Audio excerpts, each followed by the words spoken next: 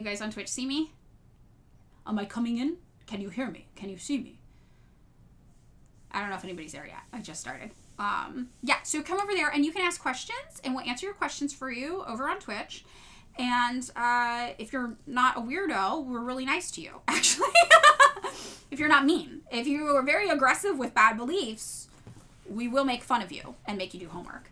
Hi, everybody. Hi, hi, hi. You guys can hear me, yeah? Yeah. Yes, you guys can hear me? Yes? Yes? Okay, good. All right, cool. So, yeah, you guys come over to Twitch.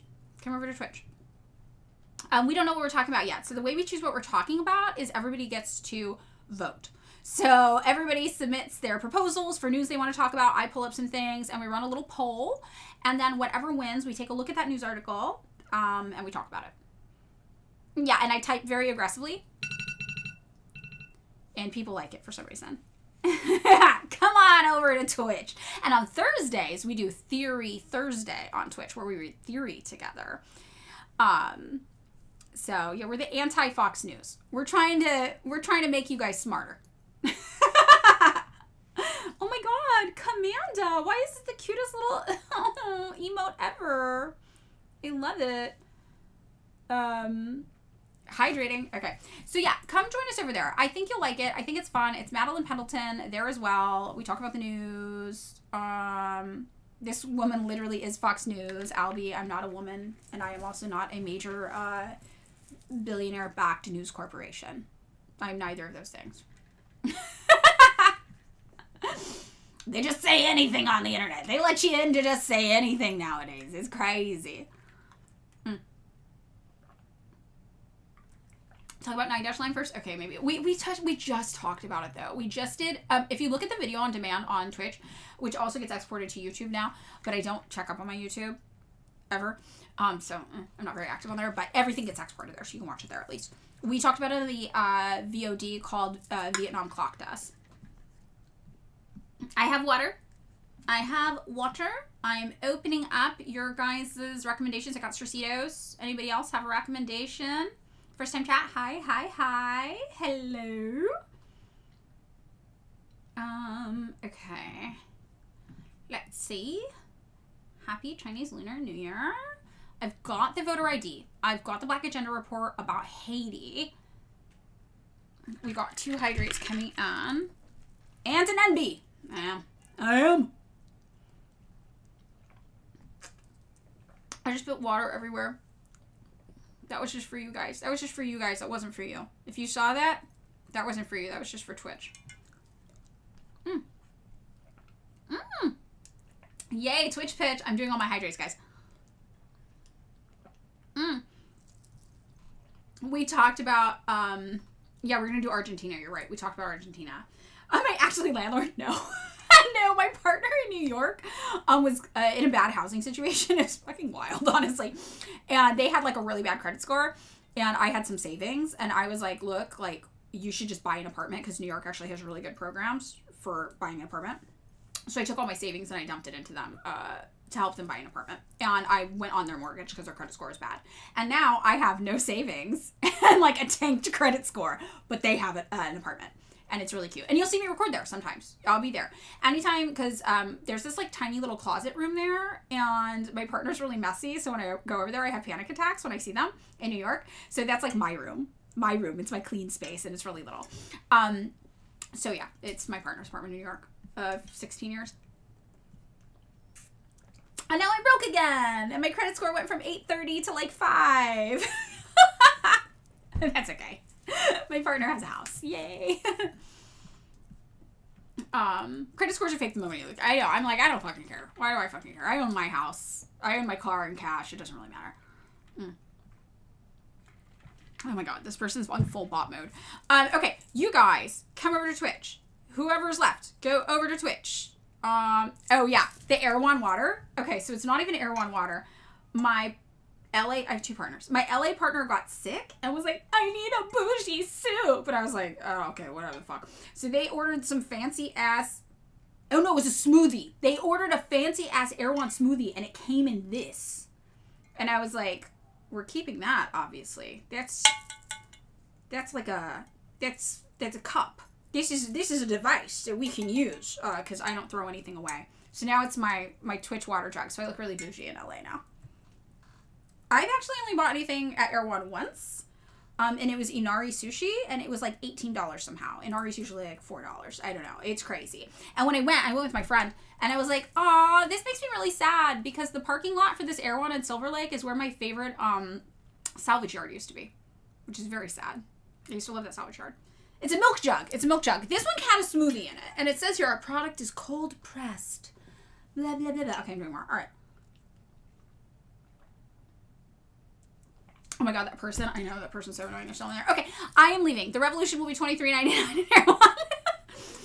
The Erewhon workers will rise up first. We will radicalize them.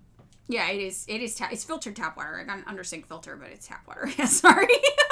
Hate to break it. If you were here for luxury, I'm reusing the discarded Erewhon jug for tap water. Yes. Okay. All right. Bye, guys. I'm getting off of here, and we're just going to be on Twitch, so we'll talk to you there. Bye. Oh, you do? How much cash back? I feel like having it, though, is so useful. Look at how big it is. Look at how big it is. Come, kitty. We're talking about the Erewhon jug. Because I live a life of luxury. And I'm a millionaire. That's where I have this Erewhon jug. $3. No, I'd rather have this than $3. See? It's very useful. All right. Bye. Hi, guys. It's just us now. The weirdos are gone. Welcome to everybody and new people. Yay, made a new Twitch account. Coming over. Wow, wow, wow. We're happy to see you. The moms in your homeschool co-op got mad because you were teaching their kids about communism. Great. We love to see it. Okay, hi. Welcome, everybody. So for those of you who are new, we live stream Monday through Friday from 9:30 a.m. to 11:30 a.m. Pacific Standard Time. And most days we do something called Double Down on the News, where we just pull up news stories and we all vote together which ones we want to talk about that seem the most interesting. And from there, we do a discussion. We read through the news article and then we talk about it, and we talk about the history, and we talk about any context that's missing from how it's reported in mainstream news sometimes, etc. And we let it take us on a little journey. So on Thursdays, we do a little something different. That will be Theory Thursday. So we will be doing that on Thursday, which is a little fun treat that's not the normal news. So that's what we're up to today. Watching the stream for the first time. Yay! All right, so we have two mods in the chat as well. I think Car's here. Virgo's definitely here. And we have a Discord that I have actually never been on because I am 40 and don't want to learn a new thing right now. But I will learn it soon. I promise. So, what kind of options do we have? I have two things pulled up that people recommended to throw in the mix. And then we were also talking about wanting to... basically do something about Argentina. Oh, here it is. News report on Argentina. It's actually a Rickroll. Don't click. Am I supposed to click it or not, Star Wars Hour? It is actually a Rickroll, isn't it? Yeah, fellow millennial in the chat. Okay, wait. Yeah, Car's here. Yes. I see Car. Are we getting a stream with your podcast co-host at some point? I believe you said there's potential. Maybe. We do actually post video content of our bonus episodes on our Patreon, so you can see the podcast co-host there if you want, but I know it's $3 a month. So it's up to you. All right. I'm looking at the Argentina thing. Argentina news. I can't remember what the newest thing was. Is it just about the economy? Because there is a lot of stuff about the economy, obviously.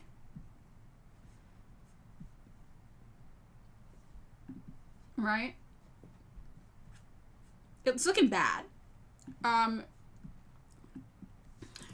we kind of talked about some Iran updates yesterday. Just a few things you thought I'd enjoy. Okay, are they all going to be Rickrolls, Ghost in this Hell?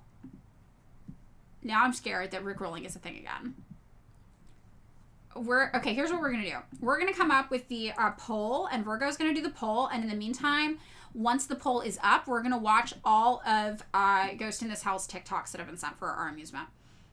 Oh, news report. No, again, Star Wars Hour. I keep falling for it. You can't do that. I'm too gullible with you guys. Okay, so here I think are the options. We're going to talk about Argentina economy update. So Argentina. We've got something about an essay from about 2024's invasion of Haiti. because Haiti announced that a U.S. warship had arrived off the coast. Okay, so Haiti. There's updates on Haiti. We've got news on Haiti. And then Trump's voter ID law. So domestic. So Donald Trump. So I think the options are, Argentina passed reform that allowed people to work up to 12 hours a day. That's it. Thank you, Shade of Oblivion. First time chat. Good one.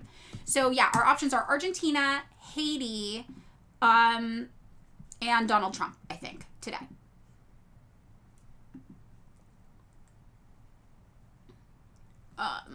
Yeah, Argentina is in neoliberal hell right now. Oh, yes, the labor reform. Yes. That's right. Yes. Okay, that's what it is. All right, so you guys do the poll, and we're going to watch a lovely TikTok. We're going to have a TikTok moment here. Friend, and the top of the cup is sealed and the bottom is open. How do I drink from this? Well, unless you want to wear your drink as a fashion statement, that cup's not going to be very functional. A sealed top means there's no easy way in, and an open bottom means everything pours out. If it's some kind of joke or novelty item, you can have a laugh. Just grab a different cup when you actually want to drink something. Hold up, so let me show you the cup, all right? You think this, I cannot drink from this. Is that correct? Sure. If you show me the cup, I can take a look and see what's going on. If I can spot some kind of trick or a clever design, I'll let you know if there's a way. It's right here. I'm not seeing a cup on my end. Maybe the camera angle isn't showing it, or it's not in view. Do you see this orange thing? Yes, I can see it now. It looks like a novelty cup indeed. If the top is sealed and the bottom is open, that's likely a gag gift. In practical terms, you won't be drinking from that one unless there's some hidden mechanism or a trick. So what if I were to tell you that I could do something like this? If you've got a trick up your sleeve, I'm curious.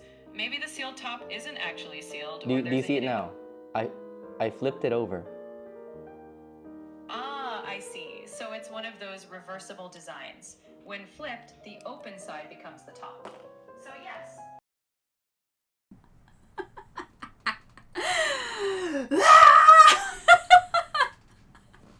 I had not seen that. Thank you. My algorithm is mostly people who own like 13 dachshunds, foxes domesticating themselves, things of this nature.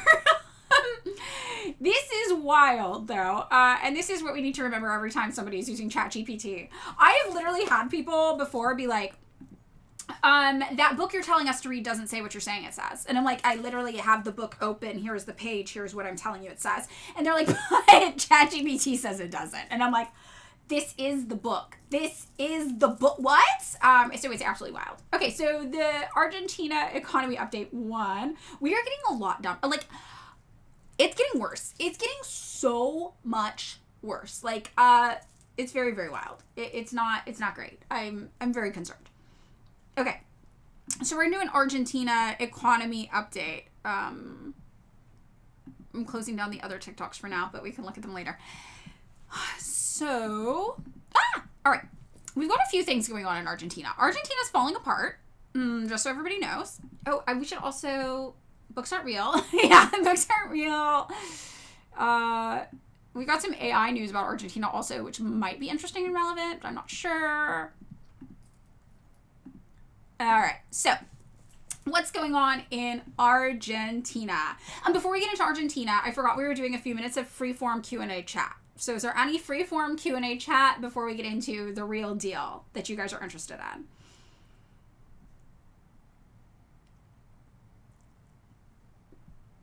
Could Minnie start questioning your thoughts on Chinese time in my life and everyone's interested in Lunar New Year? Yeah, we can talk about that for sure. So I think okay, look. Communism is clearly winning in China, right? I remember when I first got on the internet in 2020 and started telling everybody like China's super bomb. They were like, you're lying. There are children working in sweatshops in China making tennis rackets for 12 cents a day. Everyone is dying. How dare you say good things about China? You love dictators. You're something for dictators. Xi Jinping's an evil dictator. They're all dying. How dare you? China bad. Everything you hear them say about North Korea. And North Korea, though, I will say is not as bomb right now as China was. Different circumstances. But still, same general American response, right? So clearly, people now understand that we were lied to about China. That China has been developing at a very, very rapid pace, that communism in China is working. And now we see this massive pushback to try to claim, no, it's not actually communism. The only reason China is doing well is because they switched to capitalism, which that only makes sense if you have literally never read Marx or you were in the cult of Trotsky. Right? Because we know that Marxism says, and Lenin says, that these are necessary steps, that capitalist development is necessary for you to get to socialism. And I can take a second and find a quote on that really fast. Because Lenin actually even was like, it's not even worth talking to people if they're pretending like we don't know this is true, because these are goofballs. These are anarchists. These are left communists. So I'm going to find the Lenin quote. It's on my phone because I just sent it to somebody. Okay, so here's the quote. This is from Lenin. And it says, socialism is inconceivable without large-scale capitalist engineering based on the latest discoveries of modern science. It is inconceivable without planned state organization, which keeps tens of millions of people to the strictest observance of a unified standard in production and distribution. We Marxists have always spoken of this, and it is not worthwhile wasting 2 seconds talking to people who do not understand even this. Anarchists and a good half of the left socialist revolutionaries. So this is a Lenin quote, right? So we know this. So what China is doing, if you have read Marx, if you have read Lenin, if you have read Engels, we know that is textbook Marxist-Leninism. We know that you have to transition from feudalism into capitalism and then into socialism. And we know that when people have tried to skip these stages, it has not worked. There, has been one point where Marx was like, well, maybe you could skip it. I don't know. Russia will have to find out. And then Lenin was like, yeah, we tried it. It doesn't fucking work. You have to. We know this. We know now you have to. And this is Marxist-Leninism. So what China is doing is textbook socialism. Must develop capitalism first. They do state capitalism. The state administers the capitalism in order to a kinder capitalism. And under state capitalism, they were even able to lift 800 million people out of poverty.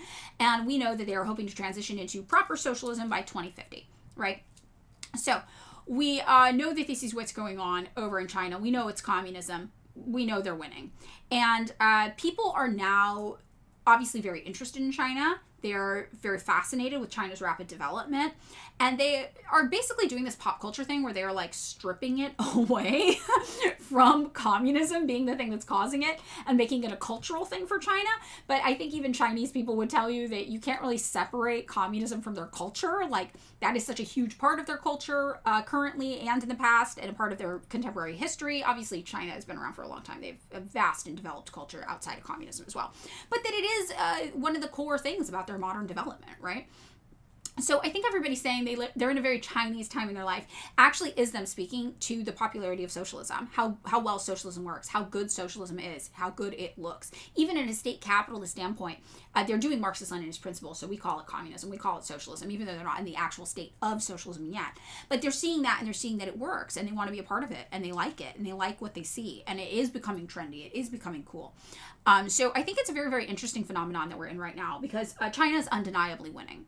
Communism is undeniably winning. So the only way you can deny it is to try to pretend that's not communism. And people will do that. And it's absolutely wild. As Lenin said, the anarchists and the left communists will be on this weird shit because they're fucking weirdos. And Lenin's like, it's not even worth talking to these people. They don't understand what they're talking about. They're just saying random shit. But more than that, we see capitalists now doing it. Because capitalists want to take credit for the accomplishments of China. And that's why you hear sometimes socialists say, okay, fine. If what China's doing is capitalism, let's do capitalism like them. And then you obviously see the inevitable pushback is, no, we can't do that, they're communists. Right. So, and this is really the thing that breaks a lot of people's brains about communism. Even people who call themselves communists are Marxists. And I don't know how they get here. I honestly don't know how they get there, where you think you can skip capitalism. Marx didn't say that. Engels didn't say that. Lenin didn't say that. Nobody said that. Marx was like, maybe you can, but Russia would have to try it. And then Russia tried it and was like, no, you can't. So everything about Marxist literature, Marxist theory tells us you can't skip capitalism, but you can better manage it. And that's what communists and socialists seek to do. They seek to better manage capitalism, and that's what's going on in China right now as they move into socialism proper by 2050.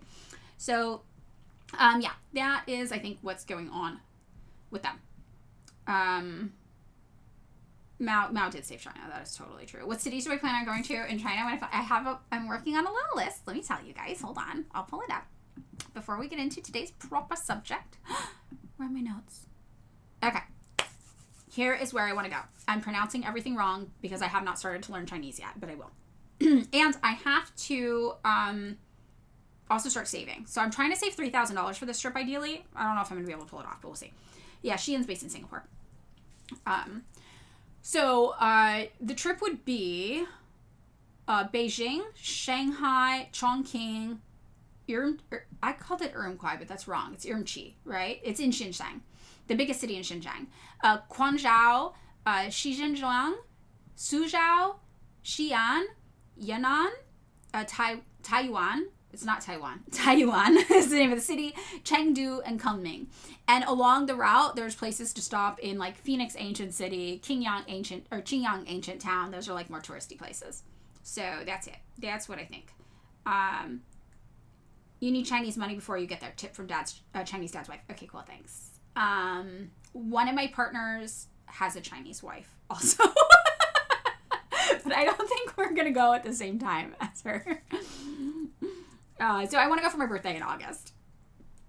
Yeah, I want to go to Chengdu Gay City. I want to go be gay in China. That's really important to me. Okay, you can't find any sources that say 2 main parties of Taiwan currently want to rule China. That was back in the Chiang Kai-shek days. So, I don't know. I think they probably have dropped it by now, but that's like the historical basis for them being like, we have our own government. We are the whole government of Taiwan. They might have dropped it by now. I don't know. I think they changed that. They're kookballs, basically. Let me look it up, actually. Does Taiwan still think they're in charge of all of China?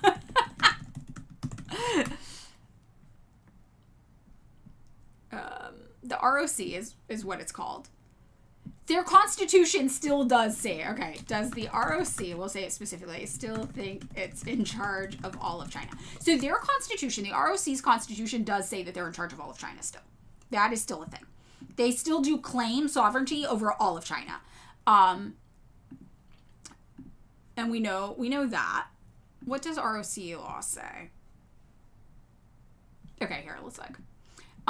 The 1991 Constitutional Amendment to the Cross-Strait Relations Act both labeled the mainland area as a territory of the ROC. And the ROC is the government of Taiwan. The Republic of China is what they call themselves. All right? So their constitution as of 1991 still does say that the rest of China is mainland ROC. The ROC will rise again. They'll have their day. Yeah, very, and Taiwan claimed all of Mongolia. I didn't know that part. They're so fucking kookballs over there. They're fucking insane. And this is how politically illiterate Americans are. Like, you got Americans out here rooting for these kookball nationalist far-right freaks claiming Mongolia, right? And they're like, Eastern imperialism is bad. I support Taiwan. And I'm like, you don't know what Taiwan is, and you don't know what Eastern imperialism is.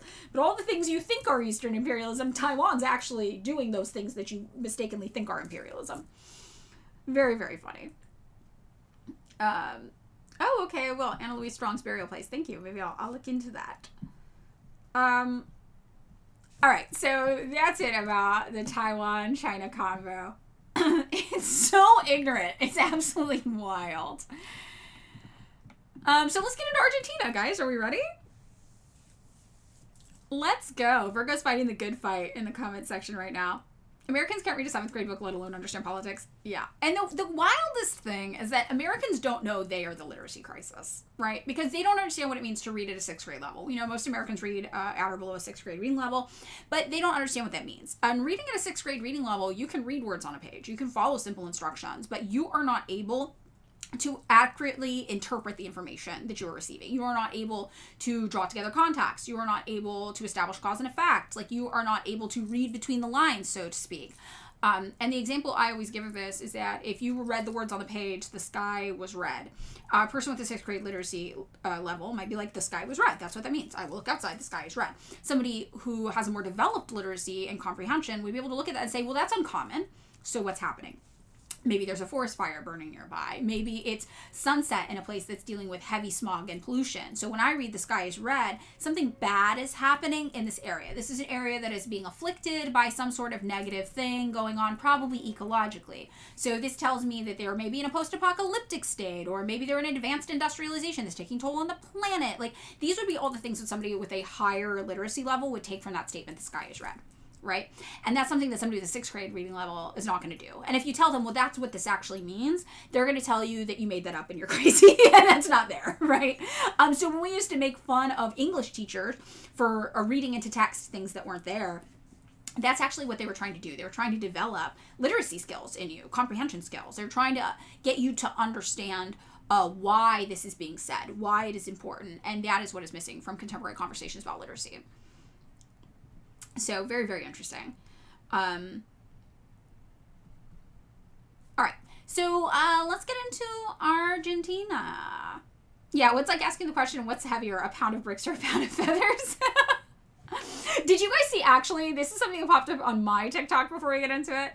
It was a college student who was like, basically like, my college roommate is so dumb that I am now asking her common sense questions to see what she says. Have you guys seen this? It has like 300,000 likes. You might have seen it. And I maybe we could show this before we get into actually going over here. I have to show you guys. I have to go into my watch history. This is important. This feels important to me. Hold on. You just saw that one? I mean, it's really alarming. So, and for me, it's alarming because these are college students. So some of you might be college age. You might see this stuff. You might be like, yes, this is my peers. This is what we're dealing with. For me, it was very, very alarming because I went to an art-based trade school, and my classmates were way smarter than this. But that was years ago, right? So, it's very interesting. I'm gonna look though. Hold on. I'm looking for it. Oh my god, it has 2.4 million views. Copy link. Let's see if I can paste it in here. If my Bluetooth is working like that. It is. What are the primary colors? Okay, hold on.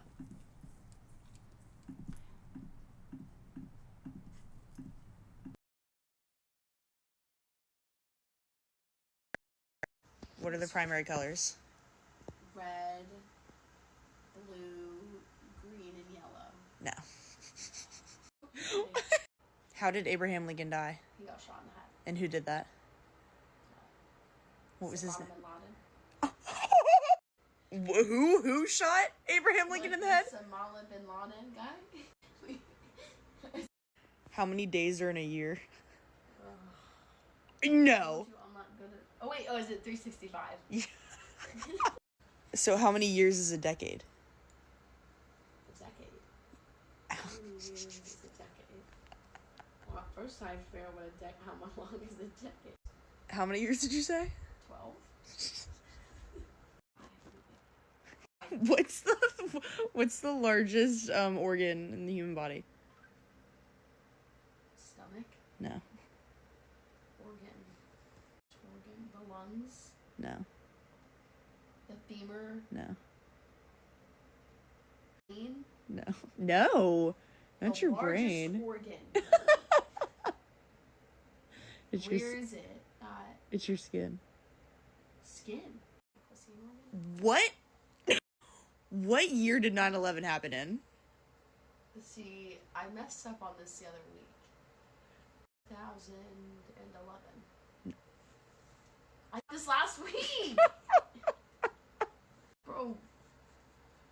When did it happen? 2001. Where's the Eiffel Tower? Parrot! How many nights are there in Hanukkah? Hanukkah. Yeah. Is that the 7 days? No. 6 nights? No. Hanukkah? The Christmas? Not days. How many nights are there of Hanukkah? Well, to know the nights, I would need to know the days. 12? 8. If you're like, if you're like swimming on the East Coast, so like if you're like in You already Virginia lost me Beach, on the East Coast. so okay, so let's say you're I'm not name one state on the West Coast. West Virginia. Oh my God, you can't be dead. Be dead. I don't know what, like. A state on the West Coast. So to the west. Wait. The West Ever Coast. Eat soggy waffles. So The West. what is a state on the West Coast? Nebraska. Oh my fuck. California, like the coast. The coast? Dude. Okay, let's say you're swimming in Virginia Beach. Like you're in Virginia. Yeah. You're at the beach. You're swimming. What ocean are you swimming in? The Pacific? It's not. Yeah, there we go. What are the primary colors? Yeah. So one of my mutuals comments was at the top of that video, was like, just remember, this is who you're arguing with online. And I was like, I needed this reminder. Yeah, pretty wild. I was like, oh, I can't believe I don't follow you back already. That was so funny. I'm pretty sure it's not rage bait. I don't think it's rage bait, honestly. She's an enlightened centrist, yeah. Okay, wait, you're on Teacher Talk, and this is baffling? Yeah. It's pretty bad, honestly. You have a 9-year-old in public school, can confirm they've been teaching the kids nothing. Yeah, it's pretty brutal. You should ask. I do think it's getting worse. Here's the reason that I am inclined to believe it's real, is that I have noticed, just in my time on the internet talking to people, that level of alarming. It's getting so much worse, so much more quickly than I ever could have guessed. And I will say, I think that the solution to the literacy crisis is to become a socialist, become a communist. Because not only is there a lot of reading involved, you have to use critical thinking, it's also very based on your community, right? You join reading groups, you join study groups, you talk through things together. These things help develop your comprehension skills. You join a party. My party has classes. The classes are awesome. So these types of things are ways you can help your cooked literacy level. And the thing about your literacy level that I like to remind people of, because it's easy to dunk on people and be like, holy shit, these people are stupid. And when you're talking to them individually, it can be so infuriating. It can be so frustrating. Like, these people are fucking dumb. But you have to remember this stuff's systemic, right? We are paying taxes to have a public education system. And that public education system is not educating people. It is not educating our kids. You should be mad at politicians for this. You should be mad at the U.S. government when you see that. Because that is a failure of our education system, and it's intentional at this point. They want to underfund schools. They want to devalue education because it benefits them, because a dumb population is easier to control. Very, very obviously. So if you yourself find yourself struggling with literacy, remember, it's not your fault. This is systemic. This was done to you intentionally, on purpose. And you're not cooked forever. It's not like you're too ding-dong to ever learn how to read a book. It's a skill that takes practice. And you have to practice it, and you have to put in the effort to develop that skill. And I can tell you, even when there are years when I'm less politically active, I read less. When I come back to reading, I'm like, oh yeah, I have to work this again. It's like a muscle you have to work and get more involved in it again. So all hope isn't lost. And I do think joining a socialist org is a great way to redevelop that skill. So, and I also am like, this is the thing about Trotskyism that I think is so crazy. I think these people aren't actually reading the text and interpreting for themselves. I think that they are having someone tell them what it says, that it is not accurate, which is very, very interesting. Not your fault doesn't mean do nothing to fix it. Yes, totally true. Take it upon yourself to fix this. I think to be a good leftist, you have to develop your literacy skills to the best of your ability. And we all have different capabilities and different things we're good at and things we're bad at. We're all ding-dong sometimes, but try to be ding-dong less. And I think that comes with reading, but also with discussing what you are reading actively. That's another major part of it. We are in danger of creating an educated proletariat. Roger A. Freeman, Reagan economic advisor, Malrich. Great quote. Very, very, very, very relevant. Very pertinent. You're marking right now and students don't know when they haven't written a complete sentence. AV baby. So I think I've told you guys that when I had graduated from college, I was struggling making ends meet, whatever. I knew people who went on to grad school, and I would make money writing their master's and doctoral theses on things. So I would just write their papers for them. These massive papers, they were like, oh, I don't want to do this, or I'm too stressed out, whatever. I would write them for them. And it was really fun because I would learn a lot, because you have to learn about the subject a little bit to be able to write it. They would give me like their notes, their outline, whatever, their thoughts, and then I would go in and learn about it. So one of the things I found really shocking, though, is that my best friend, a person who I think is very, very intelligent, got their master's and then went on to get their doctorate from Stanford, a great school. Stanford, a great school. We lived in San Francisco. And he was like, will you proofread my entrance essay, my admissions essay for Stanford? And I was like, sure.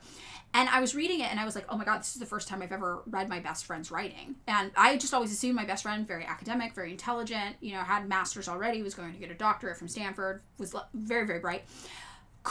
I was reading this and I was like, you don't know what a sentence is. And he was like, what? And he got like insulted. I was like, you literally don't know what a sentence is. Like, none of these are sentences. Like, what the fuck is happening? Like, how did you get a master's degree and you don't know what a sentence is?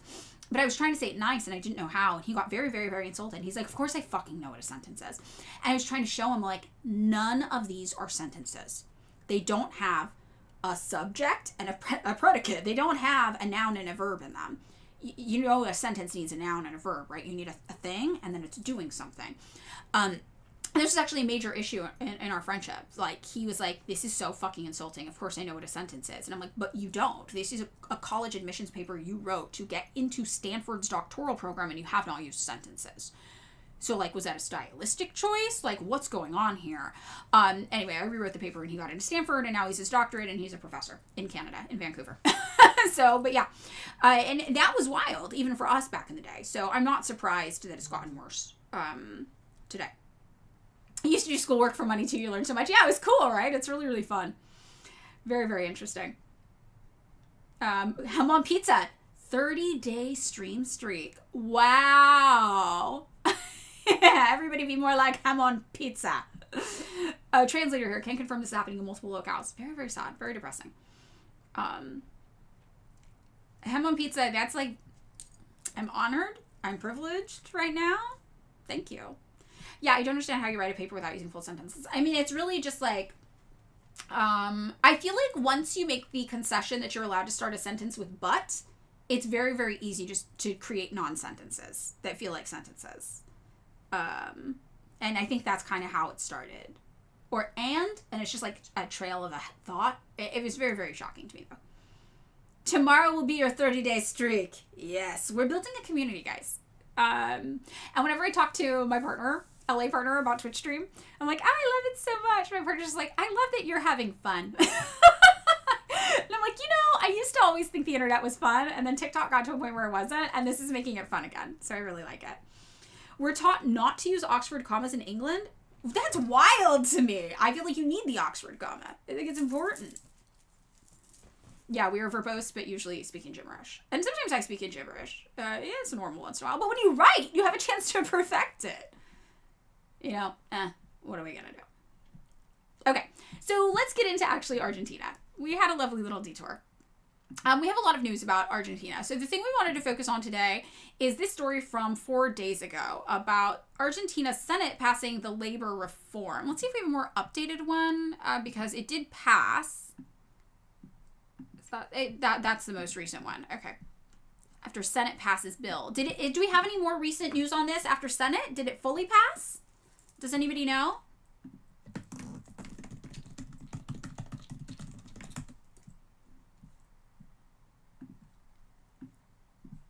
We have a story about a strike. Okay.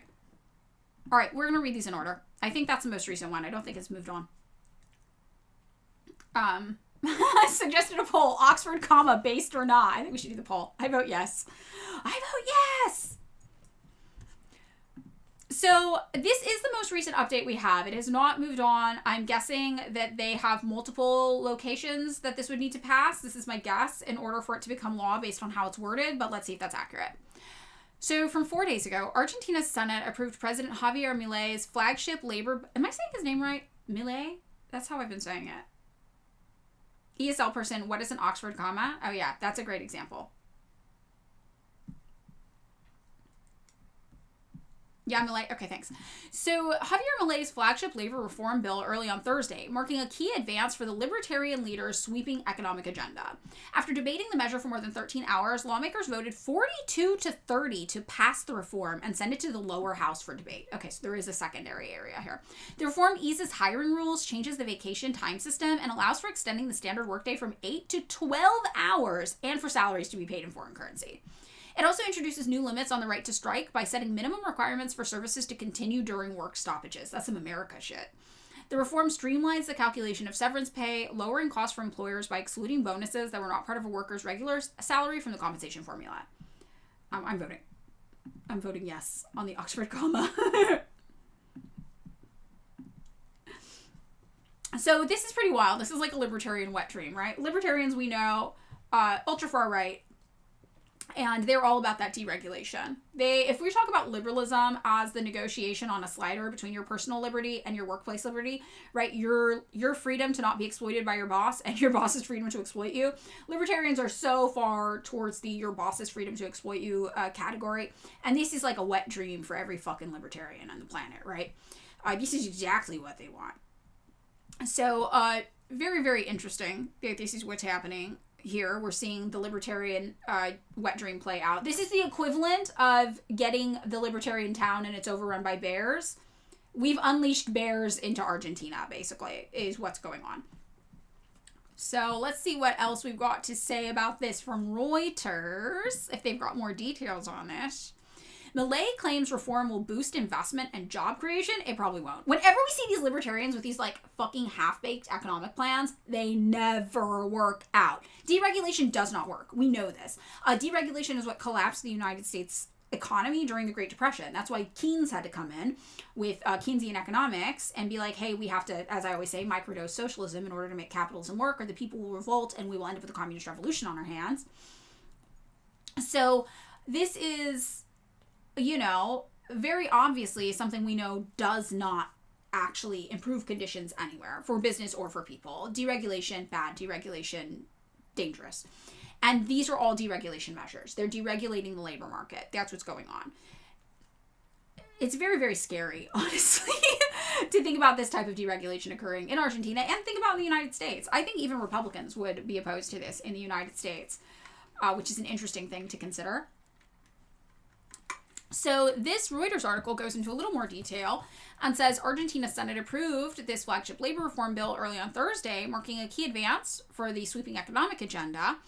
They debated the measure for more than 13 hours. And the Senate's approval of the reform is expected to encourage investors who are watching to see whether Milei has the power to continue implementing his free market agenda. Again, this free market agenda destroyed the United States during the Great Depression. And even the libertarianism that we think of with the free market thing, right? Like the free market can do everything. It's not regulated at all. Just let the market decide. No regulation, whatever, on labor. That is even illegal to implement to the extent that a lot of pro-capitalist economists want to here in the United States. Like Milton Friedman was not able to do the pro-free market capitalism things he wanted to do in the United States because our laws wouldn't even allow it. So he actually went to Chile and implemented it there. So we actually have this tendency to use South America, Central America, Latin America in general as a testing ground for our half-cocked bullshit free market ideas that ultimately end up destroying these countries. They never fucking work. And Argentina already got shafted by neoliberalism in the 90s. And for anybody who doesn't know, Argentina is one of those countries that was affected by Operation Condor, that was affected by anti-communist sentiment. There was a socialist movement in Argentina. The United States said absolutely not. We, through Operation Condor, backed communist extermination campaigns in Argentina. And I know people whose families had to flee Argentina because they were socialists, and their friends and family and classmates literally got disappeared with the backing and consent of the U.S. government via Operation Condor. So I have friends whose parents are from Argentina who are like, you don't tell people you're a socialist, that's dangerous, they'll disappear you, right? Which basically means they'll abduct you and kill you, and nobody will ever hear from you again. So this is very, very scary. Scary, scary stuff here to see how anti-socialist and how pro-capitalist this has become. And also, this is, when I joke that anarchists are alt-libertarians, it's because of deregulation like this. Imagine what a job market looks like in a place where there's nobody regulating your hours of the week or what your boss can do to you.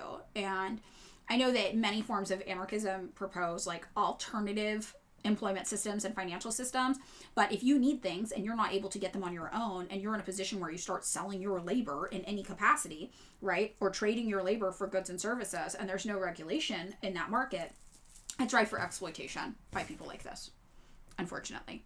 So regulation saves lives. And that, really understanding that regulation protects people and saves lives is what pushed me to drop the anarcho from my communist designation when I was younger altogether. Oh, Malrish, when you're driving through Chicago with your wife, you drove past the Chicago School of Business and you spent the next hour explaining Chile because of me. Yes. One of the most, unfortunately, pressing lessons we can learn from American capitalism and its failures. Socialist doc. Most people will be shocked by how many hours physicians work on the inpatient side. 12 hours a day is normal. 32 hours is a long day. You dream of practicing in a socialist country. I mean, yeah. And I think something that we don't talk about enough when it comes to healthcare professionals is how many well-intentioned healthcare professionals are making mistakes on the job because your productivity you're not thinking clearly. You're not as productive as you should be that many hours into a job. We know after 8 hours of a work day, your productivity dramatically drops and your tendency to make mistakes increases. So having socialism would literally save lives just from that avenue alone. Imagine having a well-rested doctor who's able to actually look at what's going on in front of them and make rational decisions with a clear mind, right? How far do I think China will be by 2024? Do you mean 2050? Are you a time traveler? What do you mean? You think it's after 6 hours? I think it's something like that too. I did a podcast episode about it once. It's one of the early ones if you guys want to go back. But it's when I still did the podcast with an anarchist. So it's less commie-brained. Rob, no, it's fine. We can give the doctors AI and it'll solve it. I mean, but that's really what's happening. David and I just did a bonus episode about Kaiser and AI and layoffs because David's dealing with this with his mother's cancer treatment. A meme in your marriage is her asking, why do you know this? It's often because of me. That's great. 2049. Oh, yeah. What do I think China will look like? I mean, I think that they're going to continue to develop massive infrastructure. I think that their technological advancements are going to continue to develop. I think they're going to continue investing in state-owned enterprises at a massive level. I think their wages are going to go up. Their quality of life is going to go up. You know, my only fear for China is how much they can hang on in the global stage while being kind of anti-interventionist, as has been their policy. For 2069, how good do you think China's going to be by 2069? I think it's going to be so nice. All right, so back onto Argentina. This law represents a turning point in Argentine labor history, Milei said in a statement after the vote, calling it a profound transformation that would reduce bureaucracy and update regulations. He described it as outdated in the face of economic and technological change. No, it is not outdated. Working more hours for less pay is not the future. That's not progress. And that's really what he's saying here. He's saying that an 8-hour workday is outdated. A 12-hour workday is the future. So, okay, then what's the future past that point? Once you achieve a 12-hour workday, what's the next future? Is it a 16-hour workday? Is it a 20-hour workday? Is it no regulations on your workdays whatsoever? This is terrifying. This is not a good precedent. This is moving backwards, not forwards. Opposition Peronist senators had fought against the reform, arguing that the package threatens long-standing worker protections. The reform eases hiring rules, changes the vacation time system, allows for extending the standard workday from 8 to 12 hours, and for salaries to be paid in foreign currency. It also introduces new limits on the right to strike, which we discussed. Very, very scary.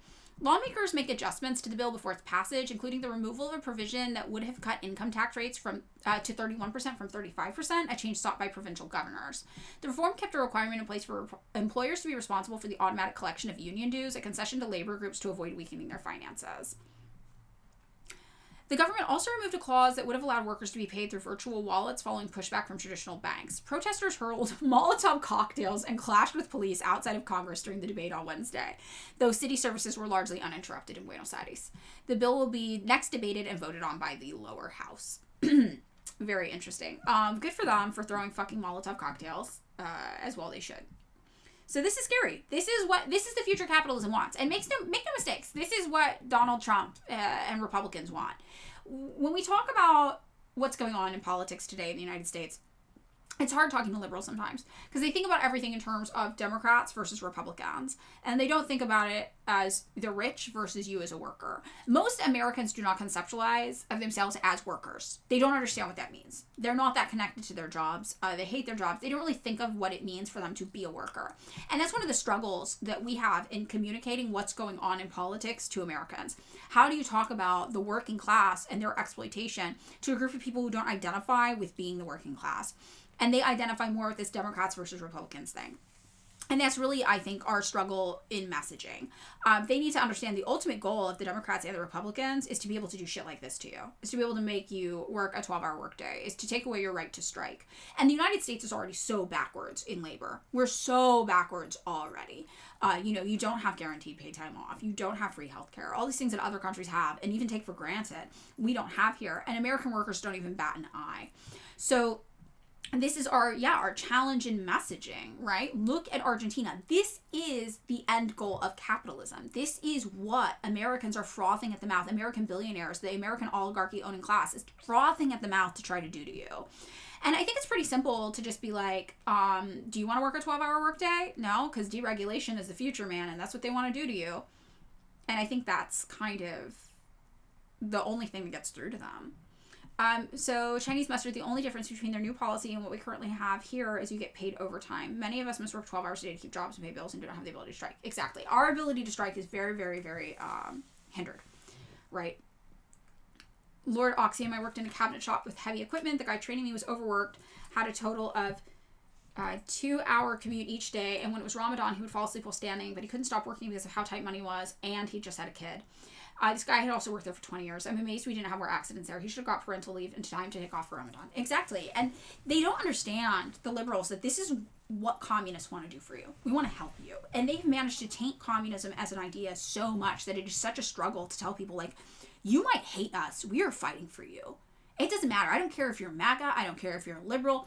The people I think are so fucking evil because they condoned a Holocaust, I am still fighting for you at the end of the day because I view you as a product of your circumstances, a product of your environment. I view you as indoctrinated. I view you as propagandized. And because of that, I am able to look you in the eyes and say, I fucking think you have bad ethics and morals and I hate you. But I think there are certain things you deserve as a human being on this planet and I'm fighting for you to get them. And it's very, very hard to get that message through to people. Like, the communists aren't your enemies. Even the communists who fucking hate you are your enemies. Oh, Chet Norris, thank you for gifting subs. Yay, thank you, thank you. Whee, oh my god, so many. Wow, thank you. 25, appreciated. Yay, thanks. And thank you guys again for the gifting subs and for subscribing. Like I said, it really, being able to monetize this really makes it something that I can justify doing in my life. Because speaking of working long hours, this isn't my job. I do this and then I work a long job. So the combination of it being monetized and also me working from home now and not having, I had a really short commute. I walked across the street, but still even that does give me the flexibility to be able to do this in tandem. So I really appreciate it, you guys. So thank you. I appreciate. And yeah, though, I think that this is the thing. It's like, how do we look at what happens in Argentina and talk to Americans and be like, they want this for you. They want you to work these hours. They want you to lose whatever little labor rights you actually do have, right? It's sad. It's very, very, very sad. Oh, we have limited time to earn exclusive emotes. We are on a hype train. I don't know how you do it, though. I haven't figured out what you do to unlock the hype train emotes. But there's something. I don't know. If you guys know, do it now and we'll get new emotes. Okay, I'll do a hydrate and we'll get back into Argentina. There's some other stories about Argentina that might play into this.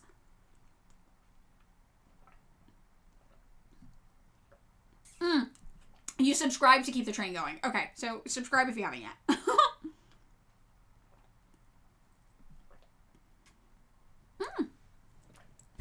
Yay! Stretching. Oof, oof, oof. Your friends? Hello, friends, you're late. Oh, yes. Hi, Hegel's Big Dialecticals. If you gift subs, sub yourself, or give bits, then you get the emote. Okay, got it. Thank you. We're learning. Also, I took the note yesterday about some things for the layout and the function and the bot stuff. So I'm going to take some time to try to figure out more about how to do the layout stuff on Twitch better. Also, hydrate. I mean, we did it. Oh my god, Comrade Thuggin, thank you. Sorry I hit the mic. That was probably really loud for you guys. I apologize. I got excited by the gifted subs and the hype train. Everything's flashing on my screen. It's really exciting. Yay. So nice, everybody. Thank you. Okay. Hegel's Big Dialecticals. We're talking about Argentina and deregulation.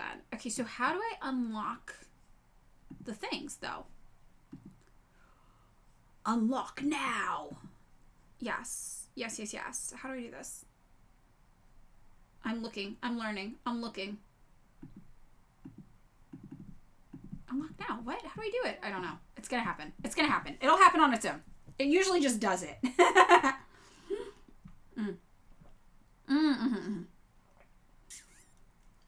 We gotta wait. Okay, I can figure it out. I'm figuring it out. You guys, I'm 40. I grew up on the internet, but I'm 40. So it's like, I'm okay at it, but like, there's some shit I don't know, First time chat. Hi.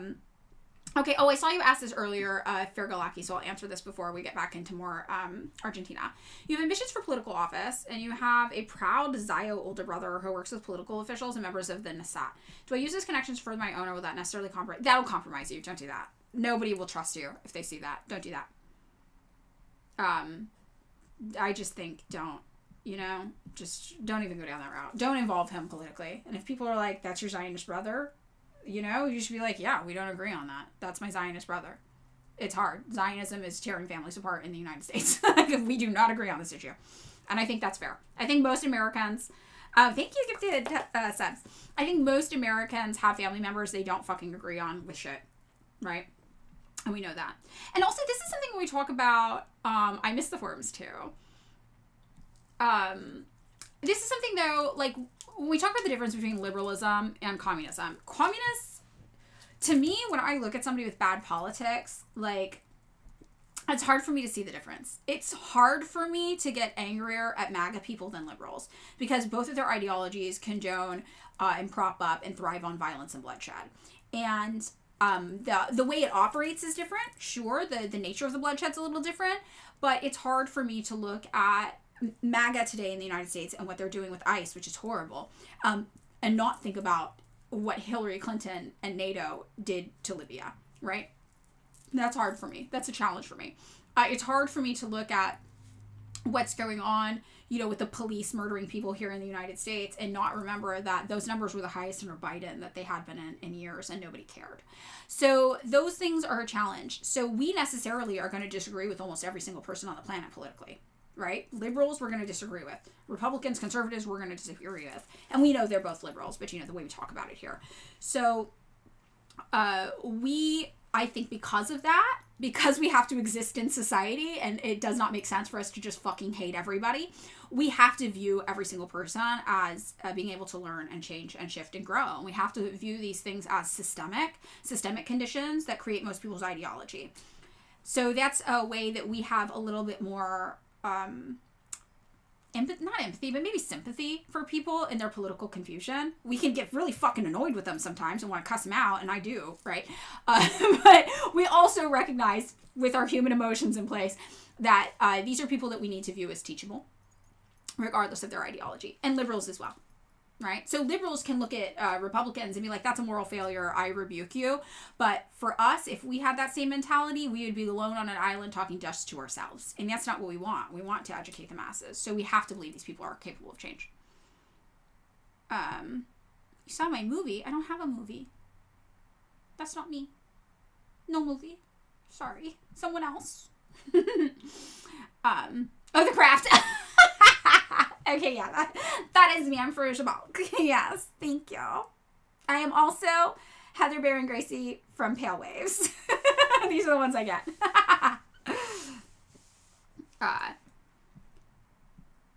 You saw a recent interview with Obama where he was aghast at what ICE was doing. Yay, gifted subs to Dobby Hive. Yay, thank you. Yay. Okay, we did it. We got the hype. We got it. Yay, thanks everybody. So nice, so nice.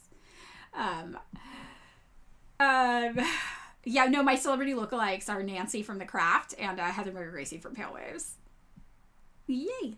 Okay, but now it's not like giving the, it's usually they pop up and I hit enter and we unlock them. So I don't know, maybe they're just going now. Who knows? Oh, it's on a clock still. We're still on a clock. I see. I get it. I'm learning. The Nuki community. Yeah, thank you everybody for gifting. So nice. So you think the libs are teachable, the MAGA folks might be slightly fucked? I don't know, man. I think that the MAGA folks are teachable too. I really think they are. Because, yeah, we have a really nice gifting community of subs here. It's so nice. I can never find the new emotes either. So I think that the thing with MAGA is that they imagine themselves to be counterculture. They imagine themselves to be rebels, right? They have this mythology of rebels. That's even up with like the weird Donald Trump bikers and shit like that, where you're like, you're not rebels. That is the system and you are supporting it. But okay. But because of that, they're more receptive to things that they view as anti-establishment. And they view liberals as establishment. So if you're anti-liberal, they're more willing to listen to you, I found. Which I think is interesting. So, I think you can kind of get through to them a little bit. Liberals are harder to teach than conservatives. This is from Malrish. Most conservatives aren't MAGA. You can talk to conservatives about how their boss is fucking them and they understand it. Liberals think their boss created the job. That's totally true. So that's why I think the lesson to learn, to bring it back to Argentina and what we're talking about, is ask them. Look at the deregulation they're doing in Argentina. Their bosses want them to work 12-hour days. Everybody hates that. Regardless of your politics, nobody's like, fuck yeah, thank you, boss, for making me work a 12-hour day. I'm gonna jizz tears of free market happiness everywhere. Like, nobody's fucking happy about that, right? That sucks. Everybody's like, oh, fuck that. And these are the things that really are communication points you can use to get through to people regardless of their ideology. It's very interesting. You showed your MAGA mom to give people houses already podcast episode. She thought it was super interesting. Oh, cool. Okay, yay. Nice. There are ways, to get through to people, but you have to find the common ground. And it's a struggle. It's always a struggle. We're always looking for the best way to deal with messaging.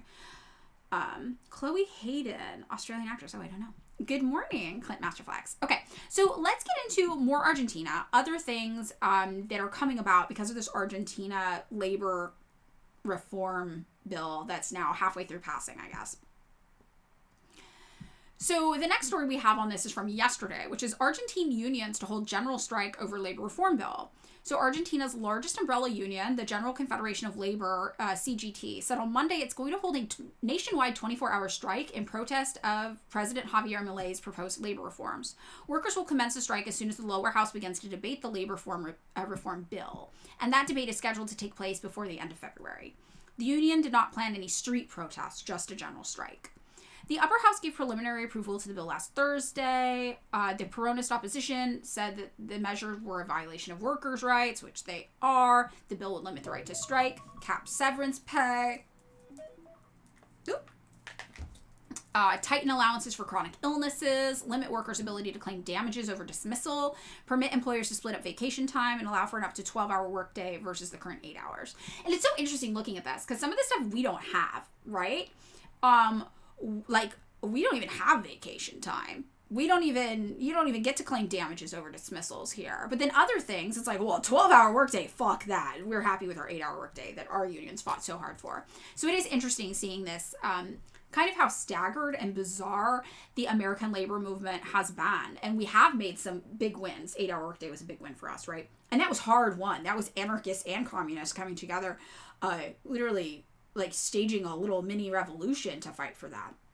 And that took years of hard work, people fighting, people dying to get that. But other things we don't have, paid vacation time, for example, your right to certain things regarding your dismissal.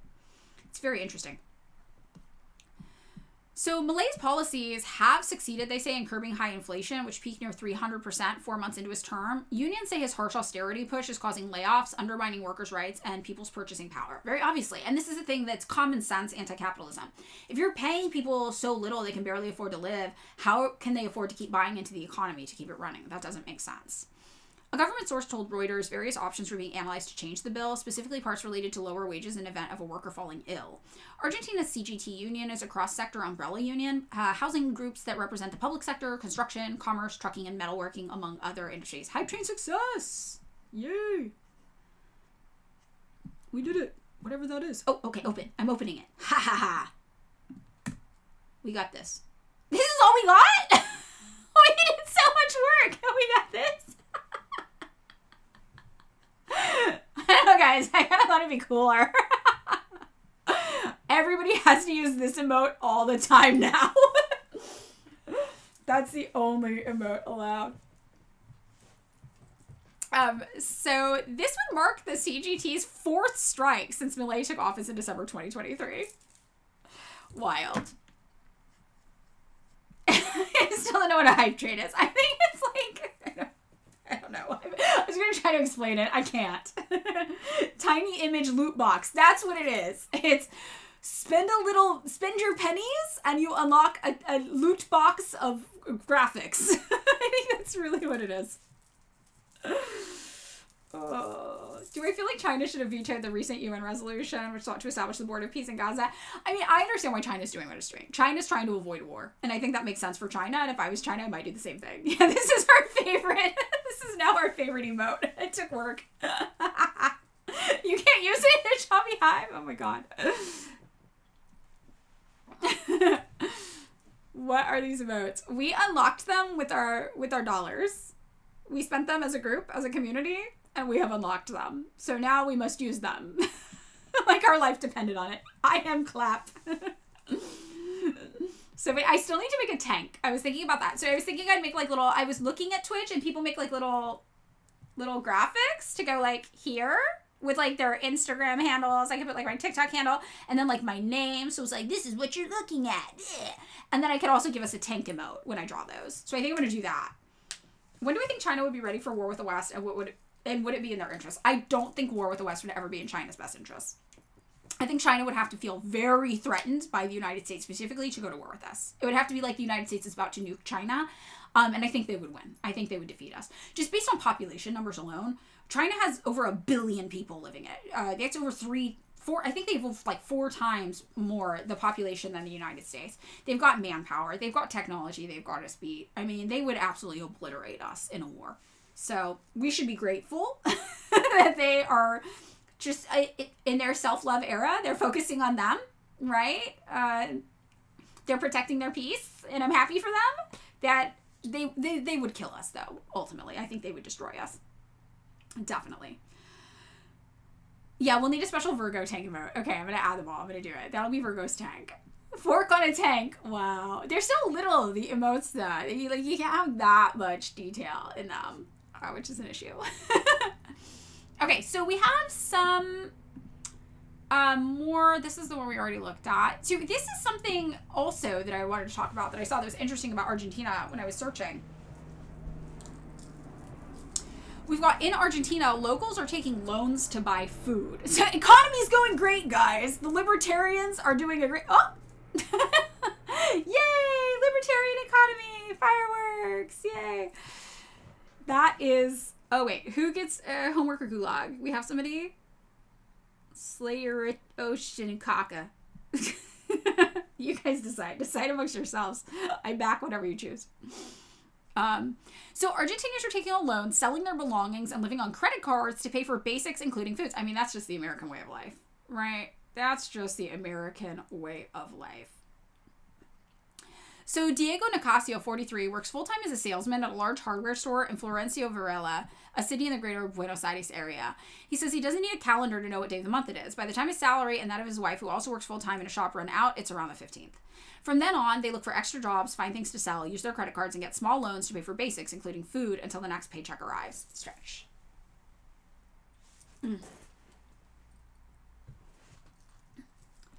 I have never experienced anything like this, Nicasio told Al Jazeera. Over the past 25 years, we've worked hard, and our jobs allowed us to build a house from scratch, buy a car, and give our 17-year-old son a decent life. Now we have better jobs than we did then, and we still cannot even afford food for a whole month. Oh, here. Oh, I see the person. I see the troll. Laeroshin Kaka. Lenin is fan against Putin war on Ukraine and helping Xi Jinping stop yapping. Oh, okay. They just hate communists. They're just anti-communists. They're just ding-dong anti-communists. They're one of those people that's like, better dead than red. And that always kills me because I'm like, you literally, yes, capitalism is murdering you. And you're like, at least I'm not a communist, R.I.P. as you die. Is one of those people. Yeah, this person's unteachable. They're just kind of annoying. I'm going to vote ban too. I'm voting also. Gulag! Not even an interesting troll. Wall. We're voting. We're voting. Oh, yay. They're gone. Better dead than red. Do it. That's what I'm always like, fuck, you guys mean it too. Go for it, I guess. Yeah. You were right, Virgo. You knew. You saw the future. So Nicasio's story has become increasingly common in Argentina, where nearly half of the people say they are using savings, selling belongings, or borrowing money from banks or relatives to cover basics. According to a report by Argentina Grande... Why does it sound like Ariana Grande to my stupid American brain? Based off the latest official figures available. Another report from Fundación Pensar found that 63% of Argentines have cut down on activities or services to make ends meet. The current situation in Argentina is extremely concerning. It is particularly worrying to see that even people who have one or several jobs are getting loans not to buy a house or a car or white goods appliances, but to buy food. Violeta Carrera Pereira, sociologist and researcher at the Argentina Grande Institute and one of the authors of the report, told Al Jazeera. Argentina's president, Javier Milei, who took office in December 2023, says his austerity economic plan, based on achieving fiscal balance while building up reserves of United States currency through drastic cuts on public spending, has revitalized the economy and lifted millions of people out of poverty. He is backed by the IMF, global villains, which, despite Argentina's record levels of foreign loans, projects an estimated economic growth of 4% in 2026 and 2027. Okay, yeah, Gulag one. We gulagged appropriately. We gulagged first and asked questions later, but we were right to gulag. That's because we as Marxist-Leninists can always predict the future. So. But a closer look at the figures shows a different, more somber picture. While economic activity in Argentina has increased overall, growth has been uneven. In November 2025, the most recent month for which data is available, sectors such as banking and agriculture saw growth, but manufacturing and commerce experienced sharp declines, with many factories and shops closing due to falling demand. Consumption, particularly of food, has been falling, with a 12.5% drop reported by independent food retailers. That's wild. People are eating 12.5% less food. That's crazy. Then there's inflation, a key variable that in Argentina needs to be kept at bay in order to access essential foreign credit. While Milei's shock economic plan managed to significantly reduce inflation from record high figures when he first took office in late 2023, experts say his administration has taken some controversial measures to keep it low. This includes forcing salaries to remain stagnant and under the rate of inflation, and opening the country up to cheaper imports. These policies have left many without money to spend and forced thousands of factories and small businesses to close. Oh, we got some hydrates.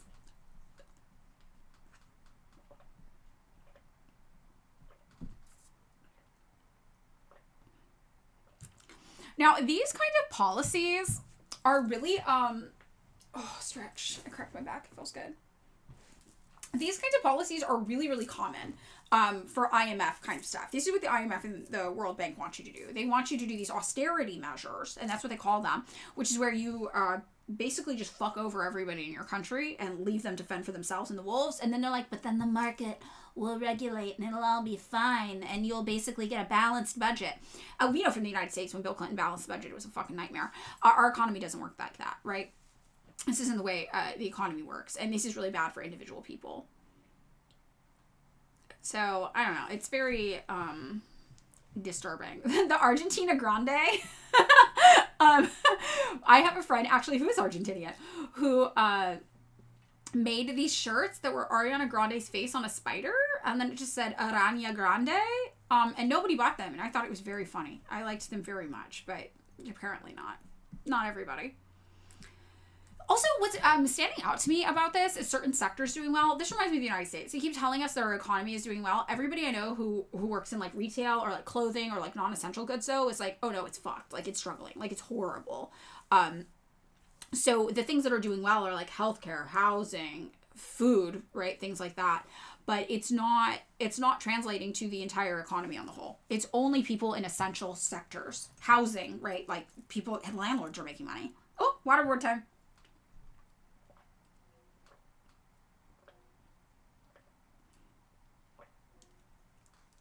Yes. Oh, your best friend visited this weekend. You watched Loyal Citizens of Pyongyang. It was so sad. Really changed your opinion on the DPRK, right? And that's why we always tell people to start with that. You can't eat speculation, Lord Oxium. But what will the finance capital do? It really is, it is a very powerful documentary, and I think that's why we try to get people to watch it, because it shatters everyone's perceptions of North Korea so quickly. You realize there's so much you don't actually know when you watch it. It's a very, very good documentary.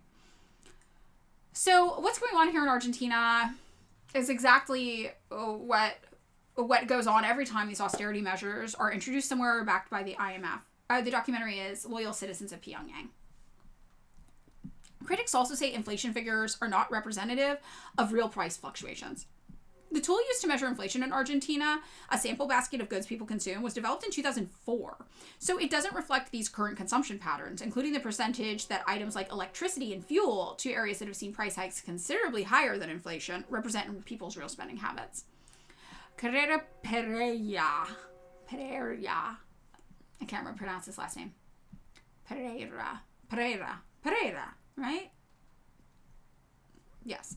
Says that figures also show the rapid change in Argentina's economy have widened inequalities. Yeah, no shit, right? This is like when we read that thing a couple weeks ago, I don't know if you remember, where rich people were like, why is everybody saying the economy's bad? It's awesome right now. And I was just like, girl, fuck you. Like, I'm gonna throw my fucking computer right now. I hate this. Pereira. Okay, thanks. This is totally it, though. It's like you're seeing these huge gaps. The rich are doing fine. The poor are getting worse. Pereira. On the one hand, we see some sectors are able to consume more. So we see a rise in the sales of properties, cars, motorbikes, some as a result of the opening of imports, she said. But on the other hand, items like food and medicines are decreasing. So some people can buy more things than before, but others are struggling to put food on the table. And that's exactly what's going on. K-shaped economy, sneaking panda hugs, yes. Many Argentines who spoke with Al Jazeera said that making ends meet has become nothing short of an obstacle course. Juggling multiple demanding jobs, selling used items such as clothing, borrowing from relatives, seeking shark loans, bargain hunting have become a regular part of daily life. Shopping for food has become a job in itself, said Veronica Maltifano, 43, a teacher and trade unionist, whose salary was cut by a quarter when Milei slashed public spending. I team up with relatives or people I work with and we buy in bulk. I use my credit card or get small loans. This month, for the first time, I've only paid the credit card's minimum, something I've never done before. It's all very stressful. Everyone I know is in the same situation. Research confirms Malfitano is not alone. Nearly half of supermarket purchases in Argentina are paid with credit cards, a record, according to recent official data. Wow. Both borrowing and default rates have increased. It's estimated that around 11% of personal loans are unpaid, the highest rate since the Central Bank of Argentina began keeping records in 2010. And I think this is what's happening in the United States. I really feel like this is what's going on in the United States as well. Everybody I know is in this same kind of boat. Griselda Quipildor, 49, who lives with her husband, 2 daughters, and 2 grandchildren, says even though several people in her family work, money usually runs out by the 18th of every month and they have to start taking out loans. Bye, Virgo. Thank you for everything. At the start of the month, we pay debts, the bills, and then the money runs out and we have to start borrowing again. It's an endless vicious circle, one that is very difficult to get away from. We borrow from people we know and people we don't know. It just wasn't like this before. Lucia Caballero, an analyst, economics expert, and member of Movida Ciudad, told Al Jazeera that even though Argentina's economic problems are long-standing, their impact on people's homes is worsening. Debt has been a long, serious problem in Argentina, and now it's becoming a crisis, she said. The proliferation of informal lenders has created a dangerous situation, leaving many people with no other options. In response, a political party has proposed a bill that would help people in lower-income sectors unify their loans and apply for long-term payment plans at lower rates. Caballero says there are some positive aspects to the initiative, but it largely misses the central point. It's good to see the political class recognizing that debts are a serious problem for people, she said. However, this approach follows the logic of borrowing to pay off debt. While it may provide temporary relief, deeper structural changes are needed. Just as banks are bailed out, we are calling for families to be supported. A more sustainable solution is for wages to keep pace with the cost of the basic basket, so that people do not have to go into debt just to afford food, Caballero told Al Jazeera. Despite all the challenges he and his family face, Nicasio says many people like him still count themselves lucky. At least we own our house, he said. If we didn't and we had to pay rent, I don't know what we would need to do. Or what we would do. I just need things to change for us and for everybody. Things cannot continue like this. So this article, what strikes me is this sounds like it could be written by an American, right? This sounds just like it could be written by an American. This is what's going on here. This is everybody I know. This could be everybody I know's story. It's very, very interesting. Oh, GSPX9, one funny thing about Argentina is when an Argentinian comes to Brazil and are racist, they get arrested. I mean, yeah, I've heard that Argentina and Brazil always have beef. I've heard this, that there's always beef. One of my coworkers is Argentinian. One time I was like, hey, can you help me? Can you go through these emails from influencers who want to be gifted things and find people who are a good match for the brand, and we can gift them stuff. And she was like, yeah, for sure. So she went through all the people, and I went and I was like, wait a minute, one person I saw on here who I thought was cute is missing. And I went and looked and I was like, oh, this person's so perfect for us. Why did you skip them? And she was like, oh, well, she's from Brazil. And I was like, what? And she was like, oh, that's just an Argentina thing. It was really, really funny. But yeah, it's a global issue, yes. Okay, so following up on this and what it means for Americans, we've got this from Lord Oxium to take a look at. Millions of student loan borrowers aren't repaying their loans and the defaults are up. So roughly 1 million borrowers defaulted on their federal student loans late last year, with millions delinquent on their payments and sliding towards the same fate. Wow. This is according to federal data. Student loan delinquencies have continued to worsen, said New York Fed researchers on call with reporters. Nearly 10% of student loan balances are more than 90 days past due, according to the report. The stakes are high, not only for borrowers, but for the broader U.S. economy. Americans in default can have 15% of their disposable pay garnished by the government. It's very negative consequences for borrowers. They're trying to harass you into doing it, basically. Middleton hires racists who hate Brazil. My coworker does not have a German surname, but the funny thing is, she's the one whose family had to come to the United States because they were socialists who were getting killed, basically. Very, very interesting. I don't know anything about this. I mean, this Argentina-Brazil beef, the way it was explained to me by Brazilians and Argentinians is they are both the white people of South America, so they can only justify having a rivalry with each other. I don't know if that's true, though.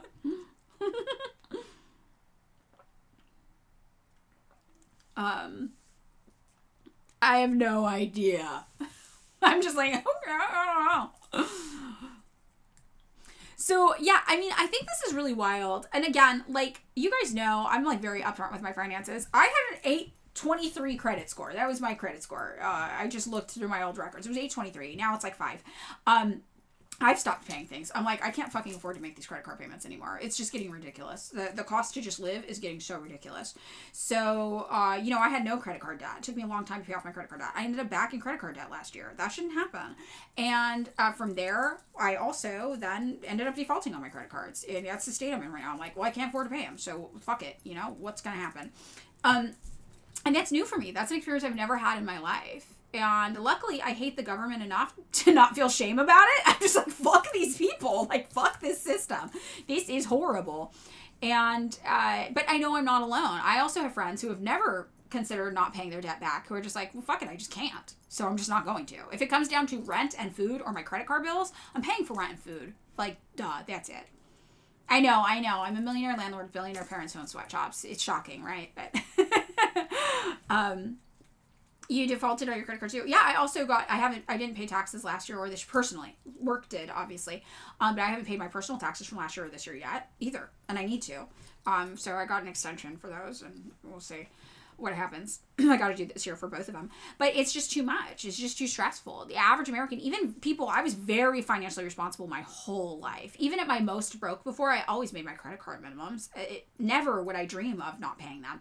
Now it's just like, well, you've put us in these impossible positions. Of course we're not going to. And I think that what we're seeing is the same thing. That was the lead up to the 2008 financial crisis. Right? When people just couldn't afford to pay their mortgages anymore because a lot of them had variable rate mortgages. We basically have variable rate employment right now, which is what's going on, So it's a challenge for everybody. Everything is very expensive. There are no jobs. Wages are very low. At our workplace, we had to lay off almost everybody. We're down to just 3 employees again from 12. Our height was 12 and now we're down to 3. So this is the reality for everybody. And people aren't shopping. People can't shop. They don't have money to shop. And I feel bad even marketing products to people. I'm trying to do more jewelry because it's cheaper, right? And I just feel guilty even asking people to buy things. It's crazy right now how bad it is.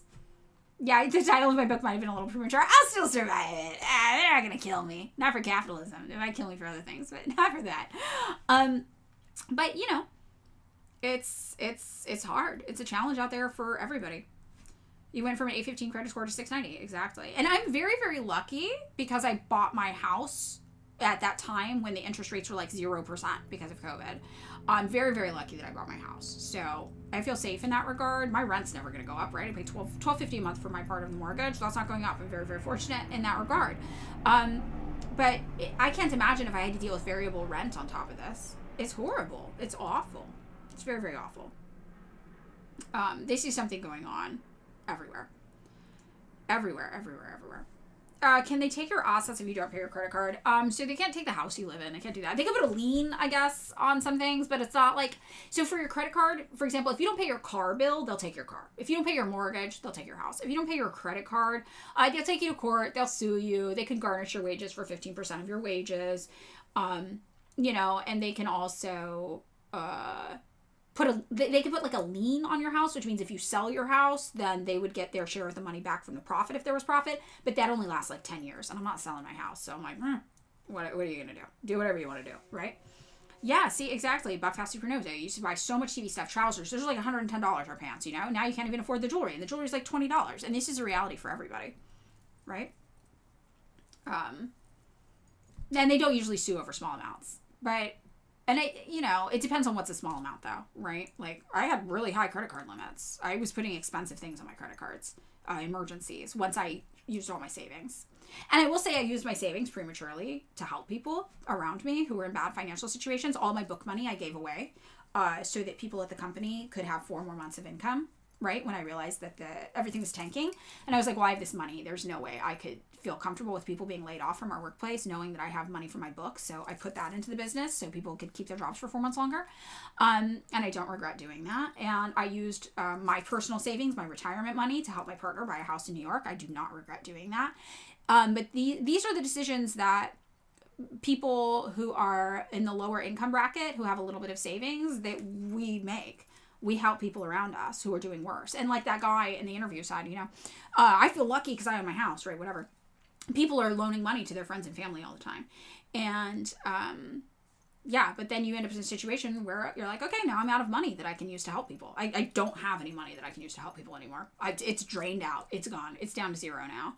And I would do it again in a heartbeat because those are my values and that's what I care about. But, that's that's the reality. Even people, I felt pretty financially comfortable for a while, but you can't be financially comfortable and care about other people and watch them struggle and not go down with them, right? And I don't regret going down with them, but that's what happens. It brings everybody down, right? So we take care of each other. And that means that you're going to end up in a worse financial situation sometimes as a result of helping other people. But what are you going to do? Just fucking not help? That's not me. That's not who I am. And even sometimes when I'm like, man, maybe I shouldn't have used my entire savings to help everybody I know. My partner in LA is like, would you be able to sleep at night? Would you be able to sleep at night and live with yourself, knowing that you had savings and people were going to lose their job, people were struggling, all this stuff? And I'm like, fuck no, I wouldn't be able. I would be so ashamed I would never be able to show my fucking face in public again, because that's not who I am. So that's why it goes.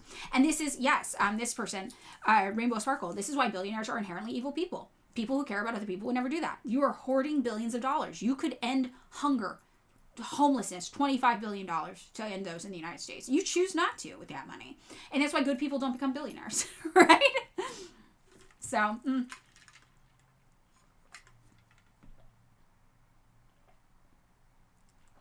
the moral hazard. Okay, so what's going on in Argentina, obviously, is what's going on everywhere. And I think that that's obviously very, very true.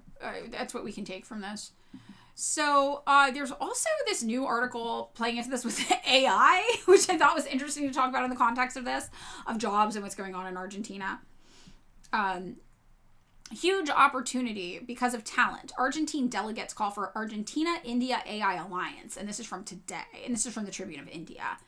Argentina has identified the current global shift towards artificial intelligence as a pivotal moment for developing nations, with top officials describing the technology as start of the transformative era. Posture check. Posture check.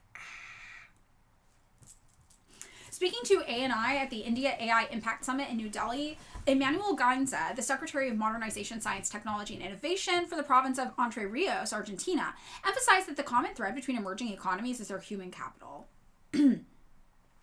He noted that focusing on education and productivity will allow these nations to move from the sidelines to becoming central players in the global digital economy. Countries like Argentina, India, Brazil have huge opportunity because of the talent, Gainza stated. He explained that his primary focus at the summit is exploring how AI can bridge gaps between education and employment. So this is really interesting. So this is the kind of stuff that Milei is talking about.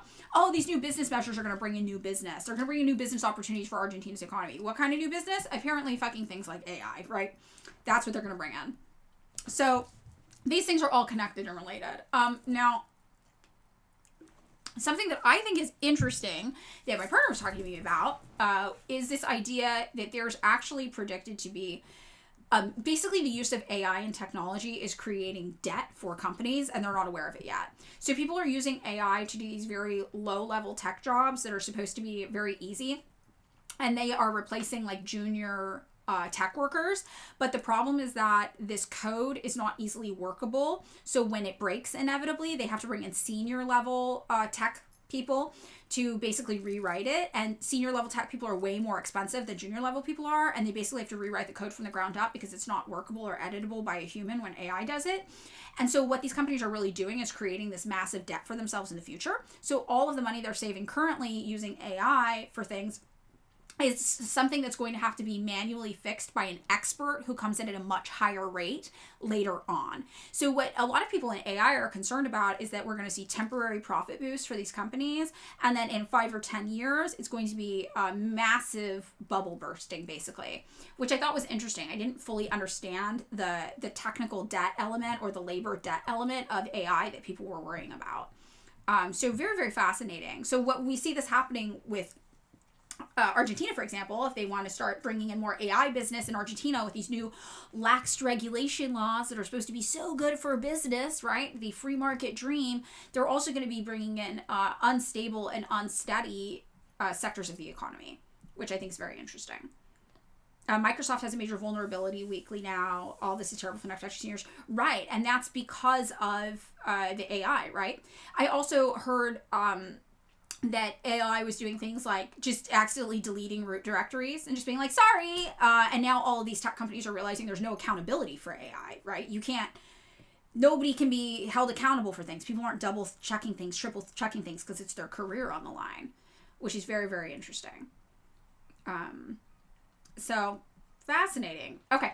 We've got around 45 minutes left in the stream today. I'm going to do a bathroom break, but we have time to do another topic. So why don't you guys think about, while I step away for a minute, what other topics we might want to take a look at today?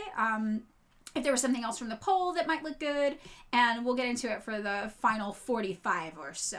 But I'm going to give Fork her morning medication and take a bathroom break, so I'll probably be around 5 minutes or so, okay?